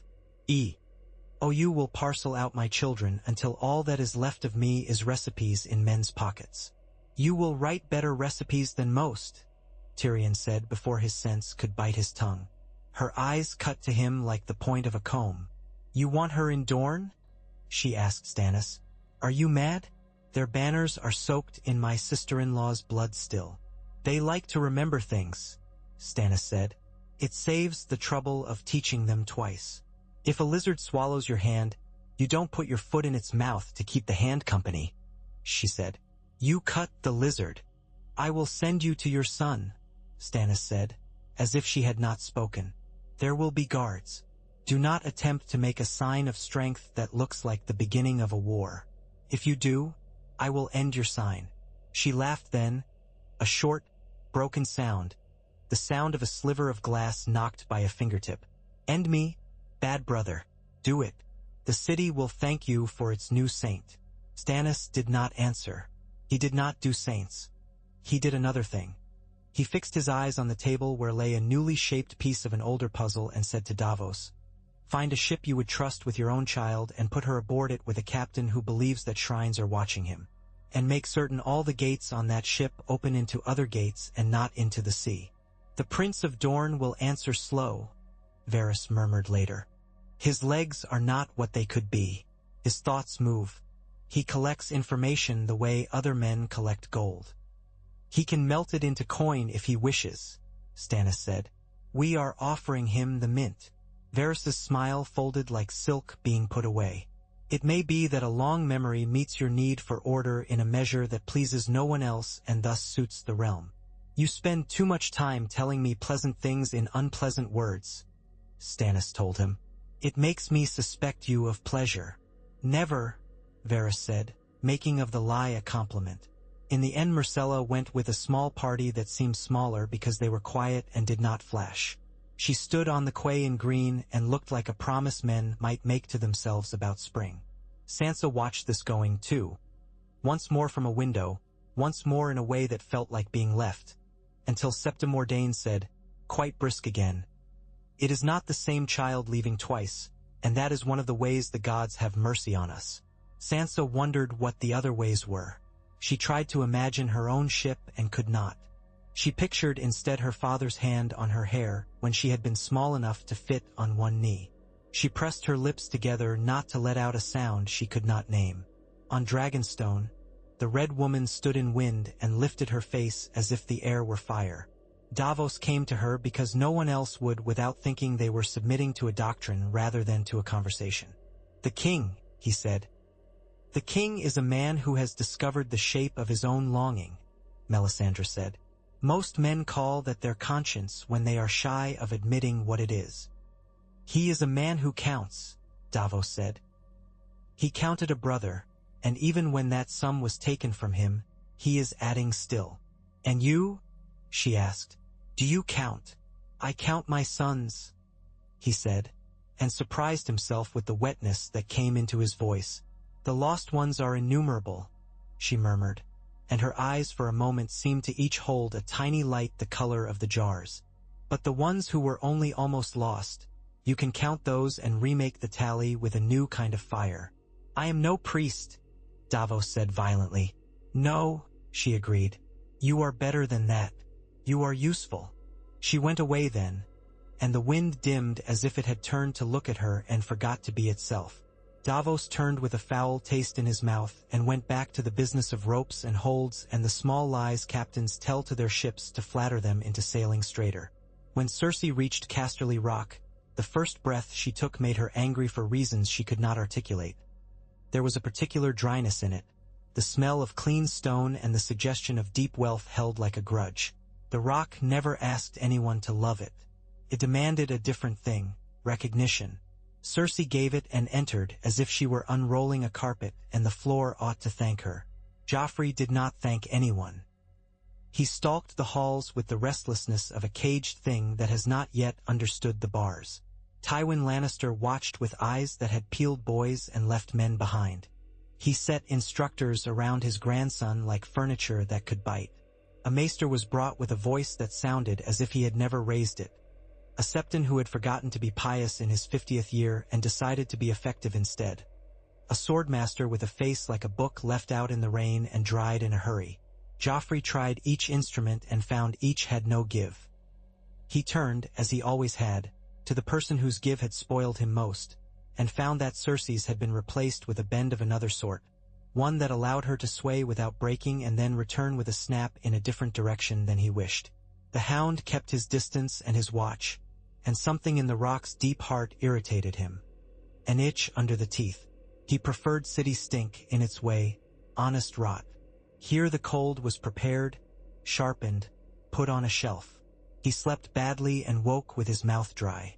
He looked at the boy and thought, not for the first time, of fire and of the way it makes everything equal for a moment and then not at all. Tyrion came soon after, summoned without admonition and so treated as if the admonition had been embedded in the silence. He stood before his father and made the necessary jokes to keep breath moving in the room. Tywin made the necessary face to remind them both that jokes and breath had nothing to do with the things that had to be done. They spoke of tea.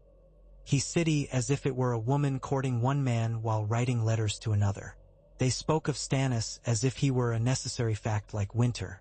They spoke of the Tyrells and of the patience in Highgarden that grew along with cucumbers and ambition. Willis, Tywin said, as if the name were more or less the sound of a cork leaving a bottle. The son. A good head, Tyrion agreed. A bad leg, gentle with hawks. Not much of a swordsman for obvious reasons. Likely to be kind to dogs and women. Olenna's favorite for reasons that escape men who do not listen. Shireen Baratheon, Tywin said, testing the taste of her name. It did not displease him. He could shape it into a blade easily enough. They will offer her. You should say yes, Tyrion said, surprising his father. Tywin did not look surprised, because he had trained his face while other boys were training their horses. It binds the reach to the throne, Stannis' throne, and it binds the throne to you. At the first sign of breaking, you have an avenue into the line of succession that does not rely on a boy in a box. Wise, Tywin murmured. Odious. Yes, Tyrion agreed, as all the best things are. And Marjorie? Tywin asked, as if he had not already weighed the girl's name and found it the perfect coin to tip a scale. She will not be queen of Stannis, Tyrion said. She may be queen of the city yet, but of which and in which fashion depends on whose stories are told to the small folk when the bread is short. There is a way to make her queen of sympathy now and queen of something else later. That is not a plan, Tywin said. No, Tyrion agreed. It is a rope. We cast it. We see what it catches.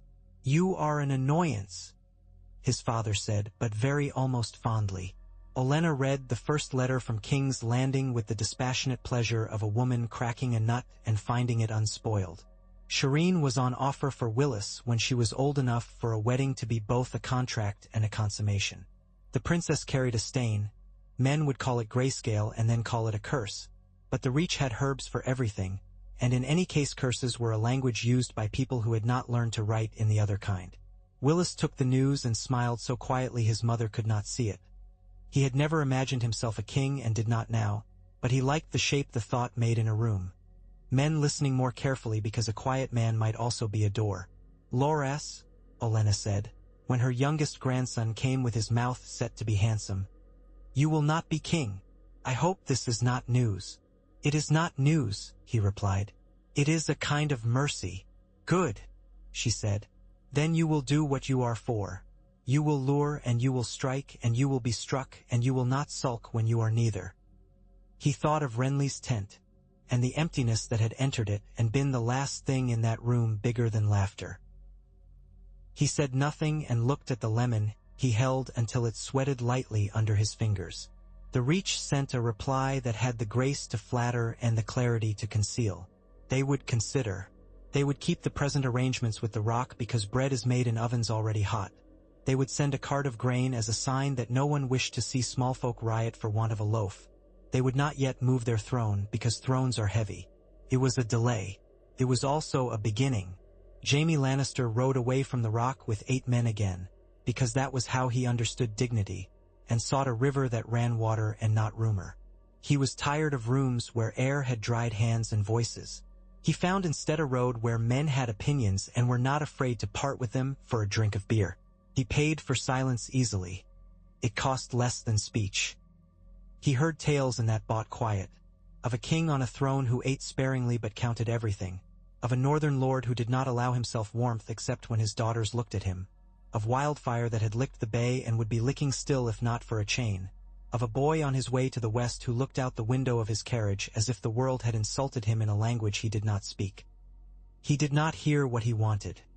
His sister's laugh unbent by circumference. Catelyn Stark sat in a place where the river sang and the walls remembered other songs, bitter and sweet. She had hated the Riverlands growing up and loved them and did not know what to do with either feeling now that she was both a daughter and a mother in the same building. She held a letter from Ned that had so much news packaged tight in so few lines that a lesser woman might have mistaken it for coldness. She did not. She read between words as one reads between reeds to see the fish. She saw the shape of what had been avoided, and of the thing that could not be, and of another that might be yet. Myrcella to Dorne, he had written. Joffrey away. The city quiet. A siege that was no longer named.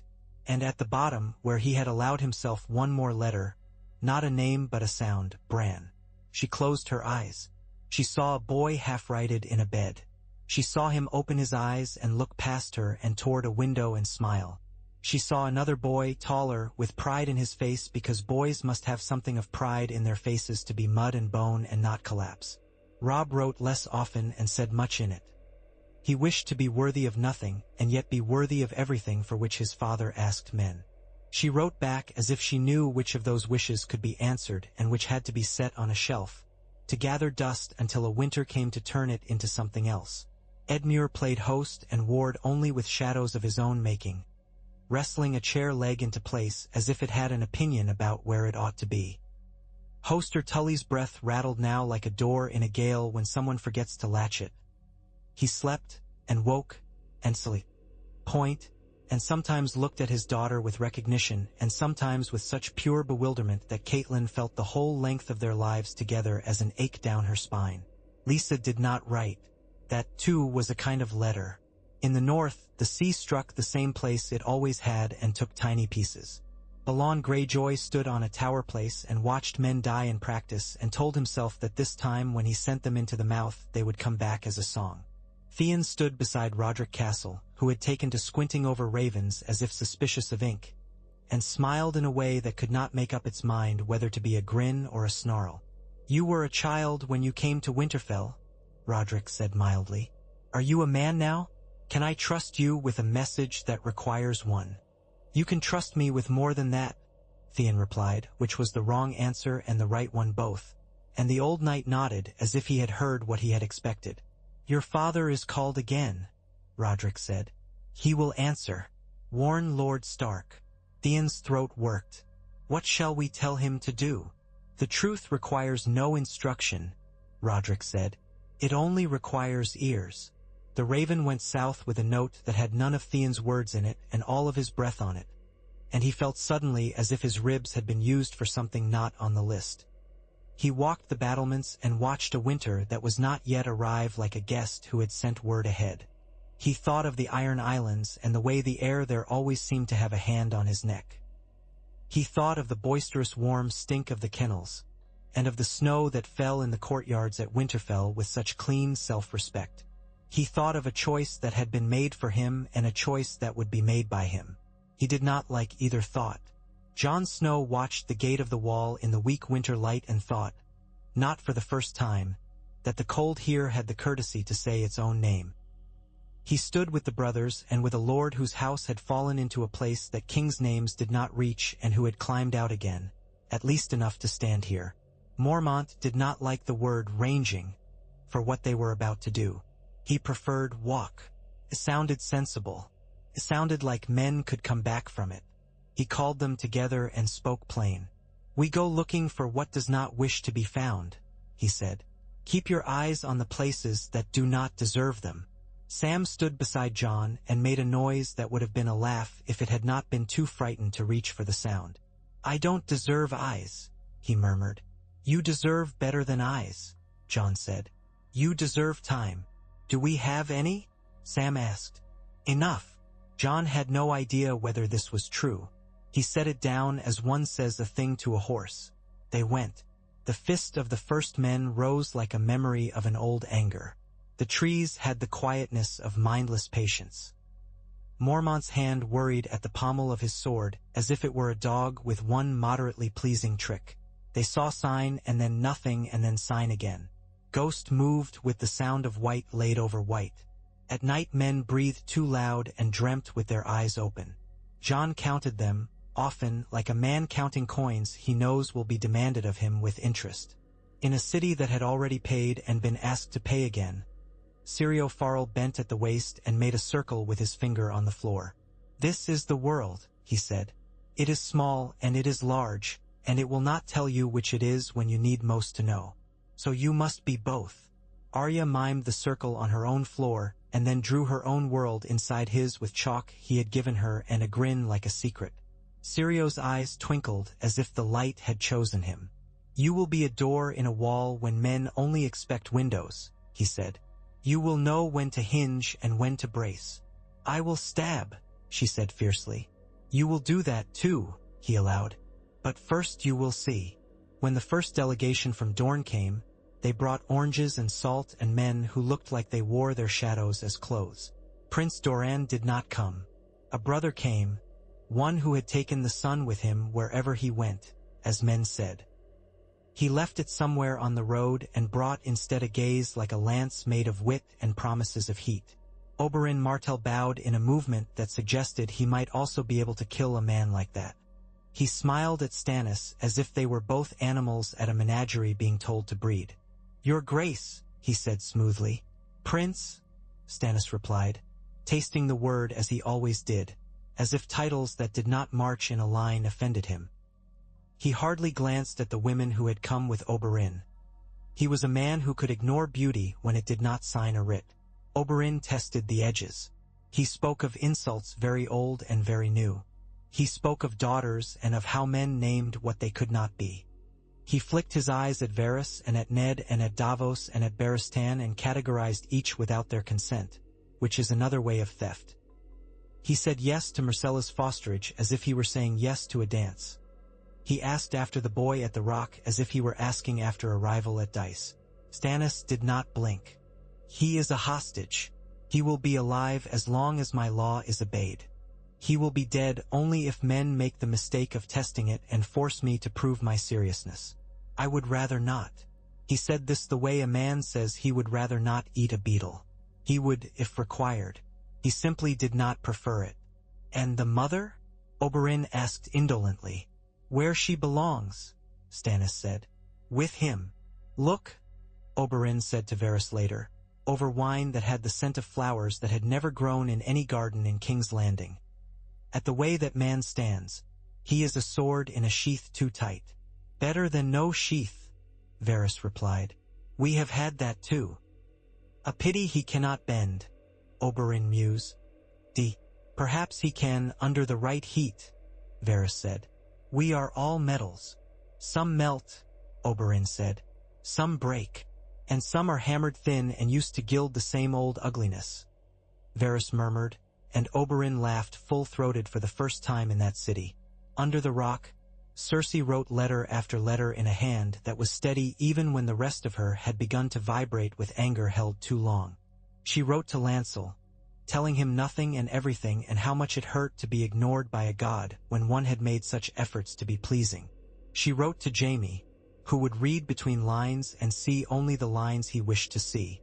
She wrote to herself, in a little book with a much too pretty cover, words that would have shamed another woman. She did not shame easily.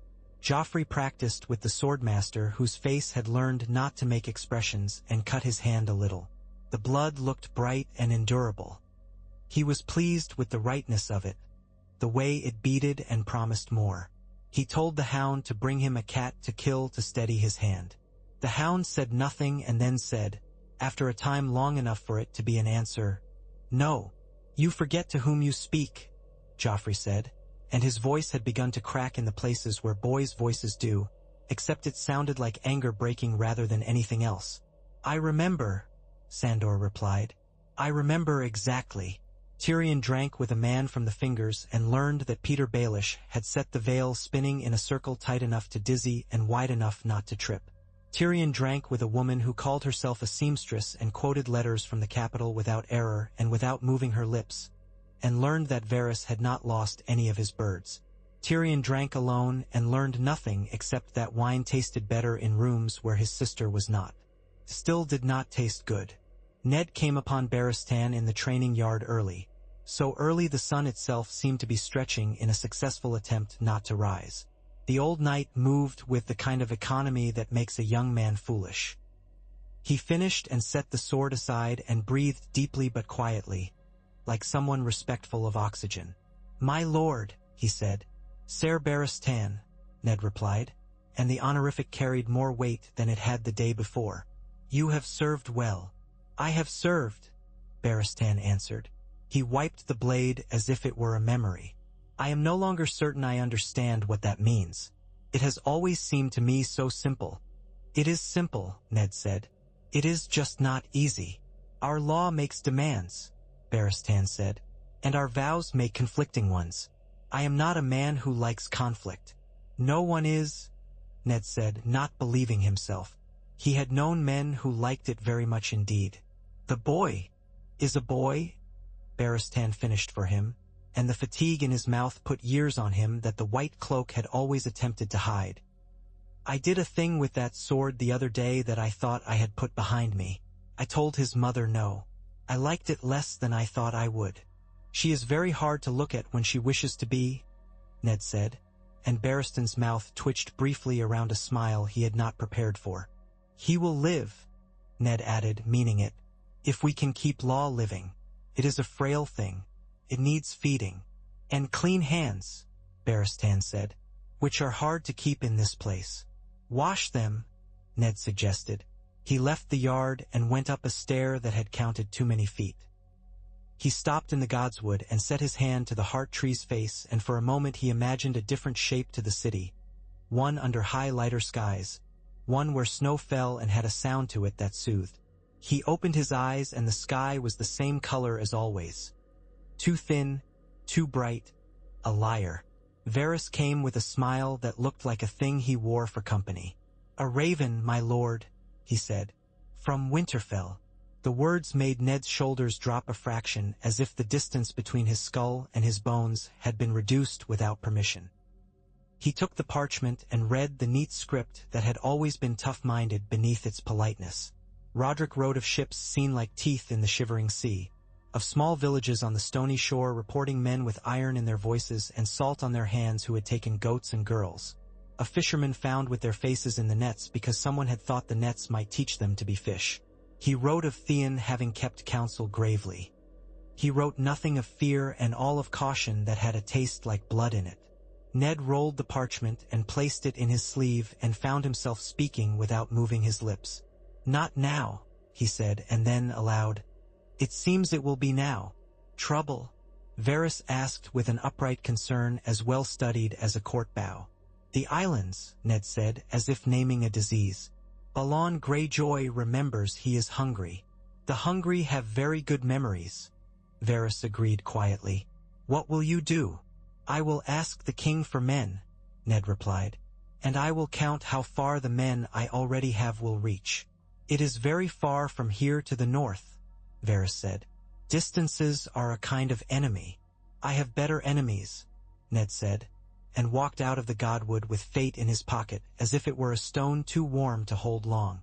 Stannis listened and nodded and did not immediately say the thing he wanted to say about how men who had been forgiven once sometimes felt entitled to trespass again. "They will not come with banners," he said instead. They will come like a tide and say you should admire their rhythm.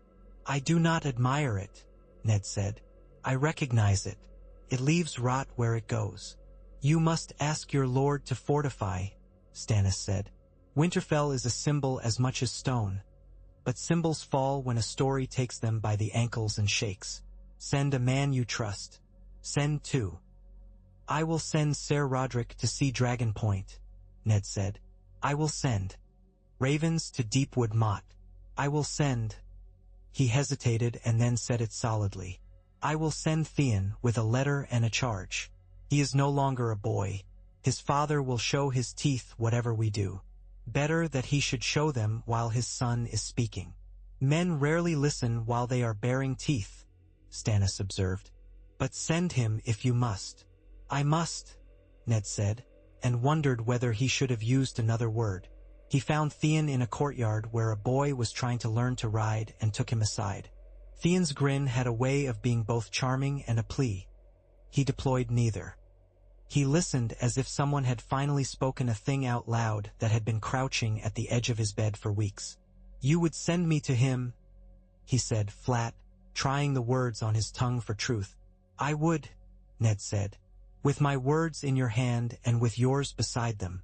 Tell him there is honor to be had in standing with the crown and with the realm.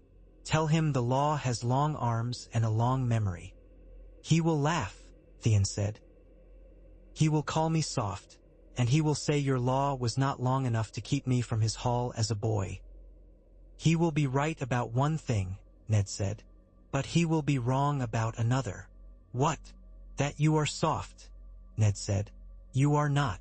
You are brittle. Do not be. Theon looked away so fast it might have been a trick of light. He breathed and nodded at the cobbles because they did not move. I will go, he said, and I will not be brittle. Take Maester Luwin's counsel, Ned said. Do not take his scarf. It is ugly. Theon laughed, which surprised both of them, and then bowed. The bow was not neat, but it was heartfelt. I will bring back a banner, he said only half in jest. Bring back yourself, Ned said. We have banners enough. The same morning, a letter came from Old Town Kist with wax and argument.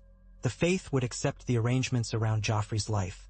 They should be seen to preside at small ceremonies that meant mortals believed in gods not because gods were useful but because they were fearful. Stannis set his mouth in the shape of a man who does not spit only because it would be messy on stone. He called for bread for those who waited in the yard without being told.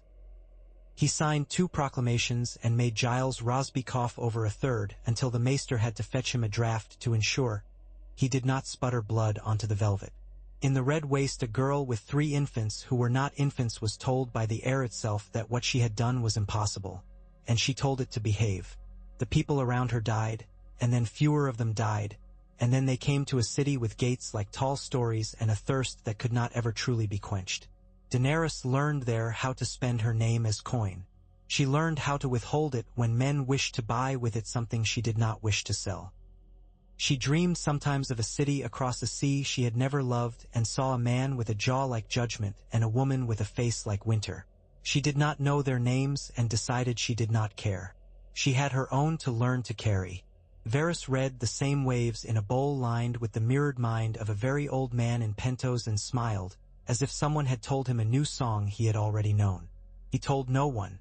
The silence around the knowledge did work for him like an extra pair of hands. The Tyrells angled their green in the outer roads and let the scent of cooking in their camps drift into the city like a promise. The Lannisters polished their lions and replaced buckles and wrote letters in a hand that looked like receipts. Stannis stood still enough for men to misjudge the distance between him and their imaginations. Ned moved just enough for people to tell themselves he had gone farther. Davos did small things so large men could do their huge things more cheaply. It was the way of cities. 1,000 tiny edits to a day to make one line of history read clean.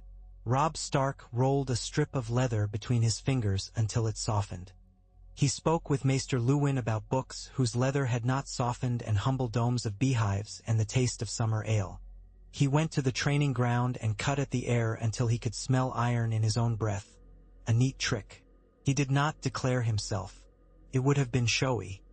He thought of Winterfell's gate and the stories the stones would tell if they had a mouth, and he thought that it was better that they did not. Myrcella's ship reached Sunspear under a sky that had poured itself out of a golden jug. The boy who would be her betrothed met her with a courtesy that had more thought than practice in it. He did not try to please her. He tried to be gentle. She had never been given gentleness that had not been bought ahead of time, and the sensation shocked her. She cried that night not because she was sad but because the room seemed prepared to hold sadness kindly should it come. A woman with black hair braided back and small careful hands looked in at her sleeping and smiled a smile that was half remembrance and half plan. Cersei, writing at a desk that had belonged to men who believed in the kinds of writing that turned armies, made a note in her small book that said, "I will burn a garden." She did not know which one yet. She knew only that there would be flowers, and then there would be fewer, and then there would be ash. She slept with a knife under her pillow and dreamed of a girl with the same hair as hers looking at her through water. Tywin Lannister took a writer's report and put it into a drawer with 4 other reports that had disputes with the first. He would call them all true later, perhaps. For now, he preferred the sensation of a bureau heavy with contradictory facts. It trained the mind. Marjorie must be placed, he told himself, and the room obeyed the thought by staying still. If not as queen now, then as something that will make a queen later. In the meanwhile, we are to be patient in public and impatient in private, which is the only combination that bears fruit. He sent out men to buy quieter loyalties.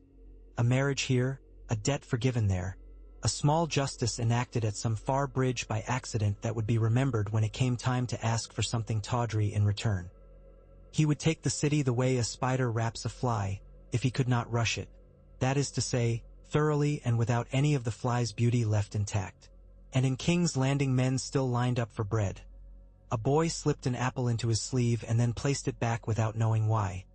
A cat had kittens in a temple, and the acolyte who found them cried as if the gods had given him a private miracle.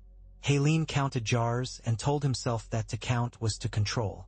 Janos Slynt slept like a man who has not yet been found out. Renly's roses in a vase in a long hall drooped and were replaced, and drooped again, and were replaced, and the servants wrote the chore in the margin of a ledger as if a king's memory could be refreshed by a maid's ink. Arya, who would never be a maid, learned with Syrio how to be large and small at once until one morning she lying in a patch of light on the stone so still that a fly landed on her neck and examined her like a statue before thinking better and buzzing elsewhere. She beamed up at the ceiling as if it had told her a story she had requested, and Syrio clapped his hands once and bowed to her as if she were the only queen he would ever serve. "The world," he said, tapping the chalk circle, "is still just that, but you are slightly more." "I am more," she agreed. "I can be less too." "That is as important," he said gravely. "Men forget that. They did not forget the north in the rock." A raven came to Tywin with Balon's name in a very pleasant hand and the suggestion that the time for independence had returned the way a tide does, as if it had been a way merely to remind people what the shore looked like. Tywin smiled in such a way that his teeth were not revealed. Independence was a word that had to be spelled differently depending on who was using it. He wrote nothing in reply. He began to move certain things into certain places. Supplies here, a quiet suggestion there. A promise of ships that would arrive late for a good reason spoken into an ear that had reason to believe the reason would be good for his sons. He wondered whether the North would split. He wondered whether Eddard Stark could be made to split apart. He doubted it. He did not doubt Robb. Boys were easier. Stannis asked for lists of ships and got them. He asked for the capacity of granaries and got numbers and then went to see them himself and got dust. He ordered the doors opened and the dust shaken and the men inside to be rotated to other tasks, so they would not grow lazy in rooms where grain sat like sin. He signed a paper that sent coin to the Night's Watch with the brief note that they should spend it on the mending of clothes and the buying of shoes and not on wine. Mormont sent a reply that said, "More or less, we will spend it on whatever keeps men alive." Stannis, reading, had the ghost of a smile at the corner of his mouth that he would deny if asked. He denied many things. He did not deny Davos much. He told him, very late and with only 2 candles making a kind of pale tent around their talk, that Melisandre's shadow had killed his brother. "I do not know if it was mine," he said hoarsely. "I do not wish to know." "You know enough," Davos said evenly. "Do you despise me now?" Stannis asked in the tone of a man asking whether a ship were seaworthy. "I have despised other men for less," Davos said, "and I have forgiven men for worse. I am not sure what I do with you. I find I have to keep my hands very steady. If I put them wrong on you, I will break you." Stannis shut his eyes. No one has put them right for a long time. The Red Woman burned a small sacrifice in a courtyard where men were not allowed to look and did not pretend to be. She whispered a prayer that turned up not to her god for once but to some idea of balance that she had come near to and then fallen from. Like a high wall and a child running upon it shrieking with joy. The flames fluttered and then burned straight. She took it as an answer because she was very skilled at taking things that could be read many ways and choosing the one that made her face look like a prophet's. Catelyn went to the sept and put her forehead to her hands. She prayed to 7 gods for one boy and another besides. She ended up speaking only to herself, as she had always done when it really mattered. She stood and found that her knees had no trouble taking her weight. She considered this, and then went to the rookery and wrote another letter to her husband, and did not ask him for miracles because she had been married long enough to know that this was unkind. She asked him instead to eat, and to step out into the sun when he could, and to make sure his girls saw him smiling sometimes, even when he was not. She sealed the letter with wax and made her face its own seal and went to wash her hands. On the 3rd day of a week that had nothing to recommend it except that it was not the 4th, a company of sellswords attempted to run a boat down the river at night with barrels full of oil and light and leave it burning under the chain. They had been paid for the attempt rather than for the success. It is a folly to assume this guarantees failure. Sellswords admire themselves too much to quit early. They were caught by a fog that did not belong to weather and by a horn that came at the correct time and by a rope that had been placed by men whom no one of note would ever remember. The boat drifted, kissed stone, burned itself out against a place where rats had no need to run, and the men in it learned a great deal about regret in a very short stretch of time. Varys made a mark in a book. Tyrion lit a candle. Luwin wrote a letter to a man in the Stormlands who could read quietly and lead loudly. Janos Slynt told 2 of his men to go home to their families for the night because he had seen their faces and the particular way they looked when a task had almost broken them. He did not like to think of himself as a man with a heart. He told himself it was an investment. Theon stood in a salt wind and watched the Iron Islands hunch out of the water like mean beasts at their bowls. He felt very tall and very small at once. His father's hall stank of smoke and men.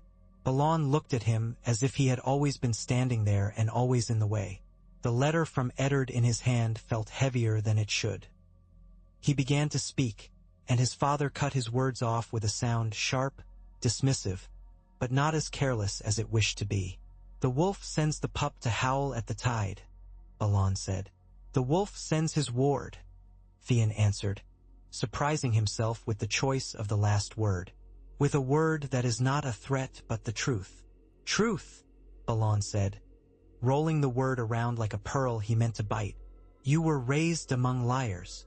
"I was raised among men who know the value of keeping their word," Theon replied. "You taught me another value. Perhaps there is room in me for both." Balon narrowed his eyes and saw how the boy's jaw had set. He was unhappy about what he saw and did not yet know why. "We will take our due," he said flatly. "The North will be ours for a season. A season is enough to strip a field." "And when winter comes?" Theon asked. "We cannot eat thrones." "We can burn them," Balon said and laughed, and the sound was not merry. A woman's laugh echoed him from the shadows beyond the great chair. Asha, Yara in her own mind and men's mouths when she sharpened their ability to use it, stepped into the light. Her eyes went over Theon with amusement and worry tugging at each other's sleeves. "Little brother," she said, "you have come home to discover home was not waiting as you imagined it." He tried to embrace her with words. She took the breath out of his mouth with a grin. "Do not try to convince him," she said low. "Convince the men. Convince me." "I will try," Theon said, and that was when he realized it would hurt. It had not hurt before. He had not allowed enough reality to climb into the boat with him to make that happen. Now the boat was full. He went down to the shore and spoke to men with ropes for hands and faces that had learned to disbelieve. He said things about a north that would not fall quietly and about the way the world had shifted while they had been bragging in halls. Some men nodded, reluctant and small. Some spat at the tide, and their spittle came back on their boots. He did not spare his own boot. He walked back up to the hall with a face and told his father that if he must betray, he would betray well. Balon kissed him once, as one might with a baleful spirit to trick it into following, and said, "We will see whether wolf meat is gamey." Back in the city, a raven with white on one wing landed on a windowsill where Arya had placed a crumb, took the crumb and left a feather. She stuck the feather behind her ear and went to Sirio imagining she could fly while also making no sound. He made the chalk circle and she stepped into it, and for 10 heartbeats she was better than she had been the day before. It was enough to make a person believe in practice. Sansa stood before the mirror with a ribbon and could not make her fingers decide what to do. Septa Mordain came and took the ribbon and made it into a token of order, as if it had never been anything else. "You must invent new plans for your days," the Septa said. "We will not have shrieking or sulking. It serves no one." "What do I serve?" Sansa asked, genuinely wishing to be told. "You serve the shape of your life," Mordain said, surprising herself. "It will fit you better if you help cut it." "I don't know how," Sansa whispered. "You will," the Septa replied. "For now you will walk and you will see, and you will put into your mouth only words you are willing to taste again later." Sansa laughed despite herself. "Some words are sweets," she said. "And some are salt," Mordain answered. "Be careful with both." Tyrion wrote to Bronn and then walked alone down to a yard where boys were pretending to be brave with sticks. He watched one fall and get up and not cry because crying would make the others feel powerful. He felt old in the way that comes when a man notices that he is watching rather than throwing, and then smiled because at least he had noticed. He would return to the city soon. He could feel it tugging even from across a map. There were tasks there only a bastard of Lannisters could dare. They were less beautiful than men liked their errands and more effective. He put the thought on a shelf because shelves made him feel like he had some mastery. Varys dreamed that night of a girl with fire proofing her. He had never trusted dreams. He woke and wrote 3 letters in 3 different inks to 3 different men who would read them the same way and then make different choices. That was the thing about information. It did not make men wise. It made them more themselves. Stannis stood with Davos in a room that had never once been handsome and spoke of the Night's Watch again. "If we do not send more men, they will send fewer ravens," he said. "That is the way depletion works." "I will speak to the guilds," Davos said. "They have sons who are brave and sons who are bored. We can make one from the other. There are debts to forgive if a man takes the black." "Do that," Stannis said.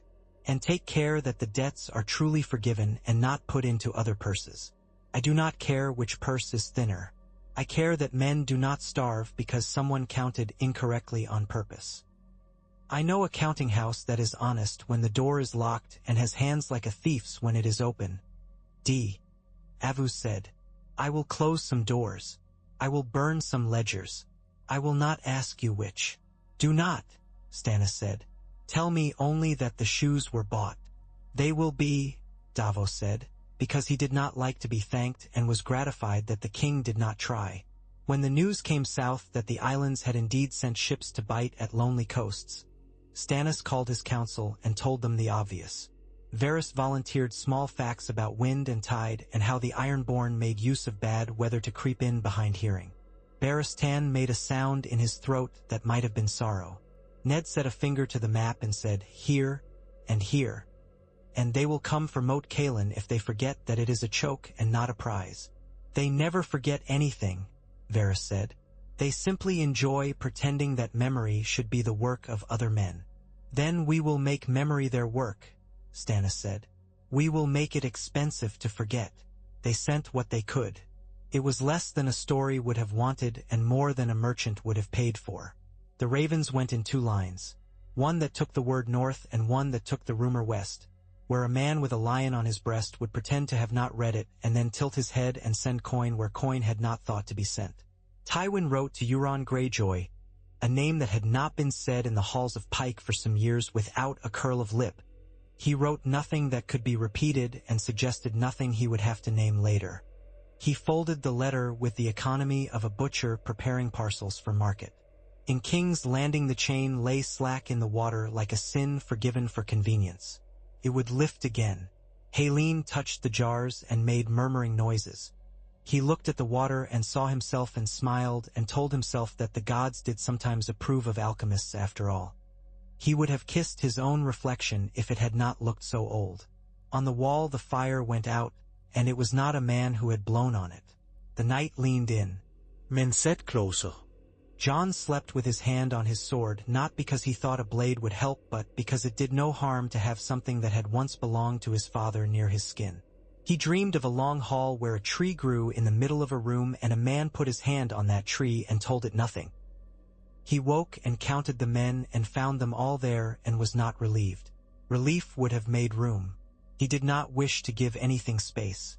Renly was dead, and still men told jokes about him because laughter is a way to keep a man from being sainted. The city told jokes about Stannis, too, because fear loves its own mirrors and must be entertained. They called him King No. They called him Hungry Crown. They did not say these names where he could hear them because while they liked law better than wildfire, they liked their tongues where they were. The day Eddard Stark saw his daughters in the same room without worry crawling all over his face, he almost forgot to be grave. Sansa sat very straight. Arya slouched and received a look from Septa Mordane that suggested slouching had on this occasion been permitted as part of a larger plan. Ned listened to Sansa describe the color of the sea at dawn and to Arya describe the smell of the kitchens after rain and thought of a boy in a cold room in Winterfell who might never smell the kitchens again. He let that thought go like a bird that will not land. "You are safe," he said, and made it not a statement but a job. "We are safer," Sansa corrected politely. "You told me once there is a difference." "I did," he said, and hugged her, and then hugged Arya, who made a face and accepted it like a cat tolerating being held by someone who would not always get to do it. Renly's banners folded well. Tyrell Green deepened and did not go away. Wheat grows whether there is a garden or not. So does food. Mace Tyrell ate and thought, and Olenna ate and planned, and Loras ate when asked and spent the rest of his time not eating and touching the pommel of his sword as if it were a memory and his hand might bully it into becoming something better. Oberyn left with a laugh and a last kiss blown to a girl who did not blush and a promise to return with a story. He said things he meant to Varys and things he did not to Pycelle and watched the old man's jowls tremble as if they were a separate creature. He said nothing at all to Stannis that the king did not already know. That, too, is a kind of courtesy. Peter Baelish walked the galleries of the Eyrie and told Lisa stories that had nothing to do with the world and everything to do with the place where her fear was born. He fed her sweetness and then salt in careful measures. He sent whispers out like bees and was content that he would not hear back from all of them. Some would find flowers he had not planted. He preferred it that way. Gardens that are entirely planned do not produce miracles. He lit a candle to the mother without irony. He told himself he was not praying. He was lighting. He could love a flame for itself without worshipping the fire. He did not climb down into the city. He did not yet need to. He had found that he could push a piece and then step away and listen for it to strike the next. It was a kind of music. The only sorrow was that no one else could hear it. He did not mind being alone with it. That, too, was his invention of pleasure. The wheel of days turned. The siege that was not called by that name continued to do its work. It burned patience. It baked plans. It aired out old grievances and made room for new ones. The prince in the west struck a fly with a hand that did not miss often and then looked at his palm with such delight that Cersei's mouth went hard. The girl in the south listened to a boy speak 2 words in her language, "Hello, goodbye," and was amused not by his mouth but by his trying. The man in the capital signed 3 orders and effused a 4th and stared at a 5th until it became something else. A mercy. One morning, clear, holding itself on tiptoes to be something it was not, The chain lifted for practice and men cheered because practice was a reason to cheer. The sound went up like birds. It startled the black cat that had made the temple its home, and it faulted a novice into thinking that perhaps the gods had approved something after all. He looked at his hands and saw they were still his hands and laughed a little at himself. Ned stood on a wall and looked west. He imagined the rock. He imagined the boy growing in it, beak beating at a shell forever. He imagined something else and then allowed himself not to imagine for a moment. He breathed. He did not count. He did not arrest the day with his mind for once. He merely stood in it. He would have liked to stay there longer. There were matters. There are always matters. He turned and went back down the stair and into the city's throat, which never asks men whether they are hungry before swallowing them. He went, as he always had, because there were children to keep safe and bread to count and laws to hold up to the bright thin light and see if the weave could be tightened without tearing the cloth. He went because that is what men like him do and because the day asked. He went because winter was still coming and because he had to keep the road to it clear. He went because he would not do otherwise. The city let him pass, paid him no formal mind, continued to breathe in and out around him as if he were only one of its hundreds of necessary lungs. That was the ordinary miracle of it and the terror too. It would go on. It required tending to go on undamaged. It would be tended or it would not. Men would eat. Men would murder. Men would plan. Women would do all the same things and be remarked upon less often and do them more exactly for that reason. A boy would learn to put his feet down quietly in shadow. A girl would learn which words were sweets and which were salt and which were both. A king would say no until the word was a hammer and then say yes once and break something he knew had needed breaking. Beyond them all, the sea gestured in its indifferent way and the wall stood and the fire sometimes would not light and men put their hands together not to pray but to stop them from shaking. Somewhere far inland a raven looked at a piece of bread and declined it for reasons it could not have told you even if it had human language at its disposal. Far to the east a girl put her hand on the neck of a creature who had in it all the stories men had ever told about heat and lived. And she smiled because if she did not begin smiling now she did not know when she would ever dare to. And the morning kept going as mornings do. Through to noon, toward evening, always toward another morning. A habit the world had never thought to put down.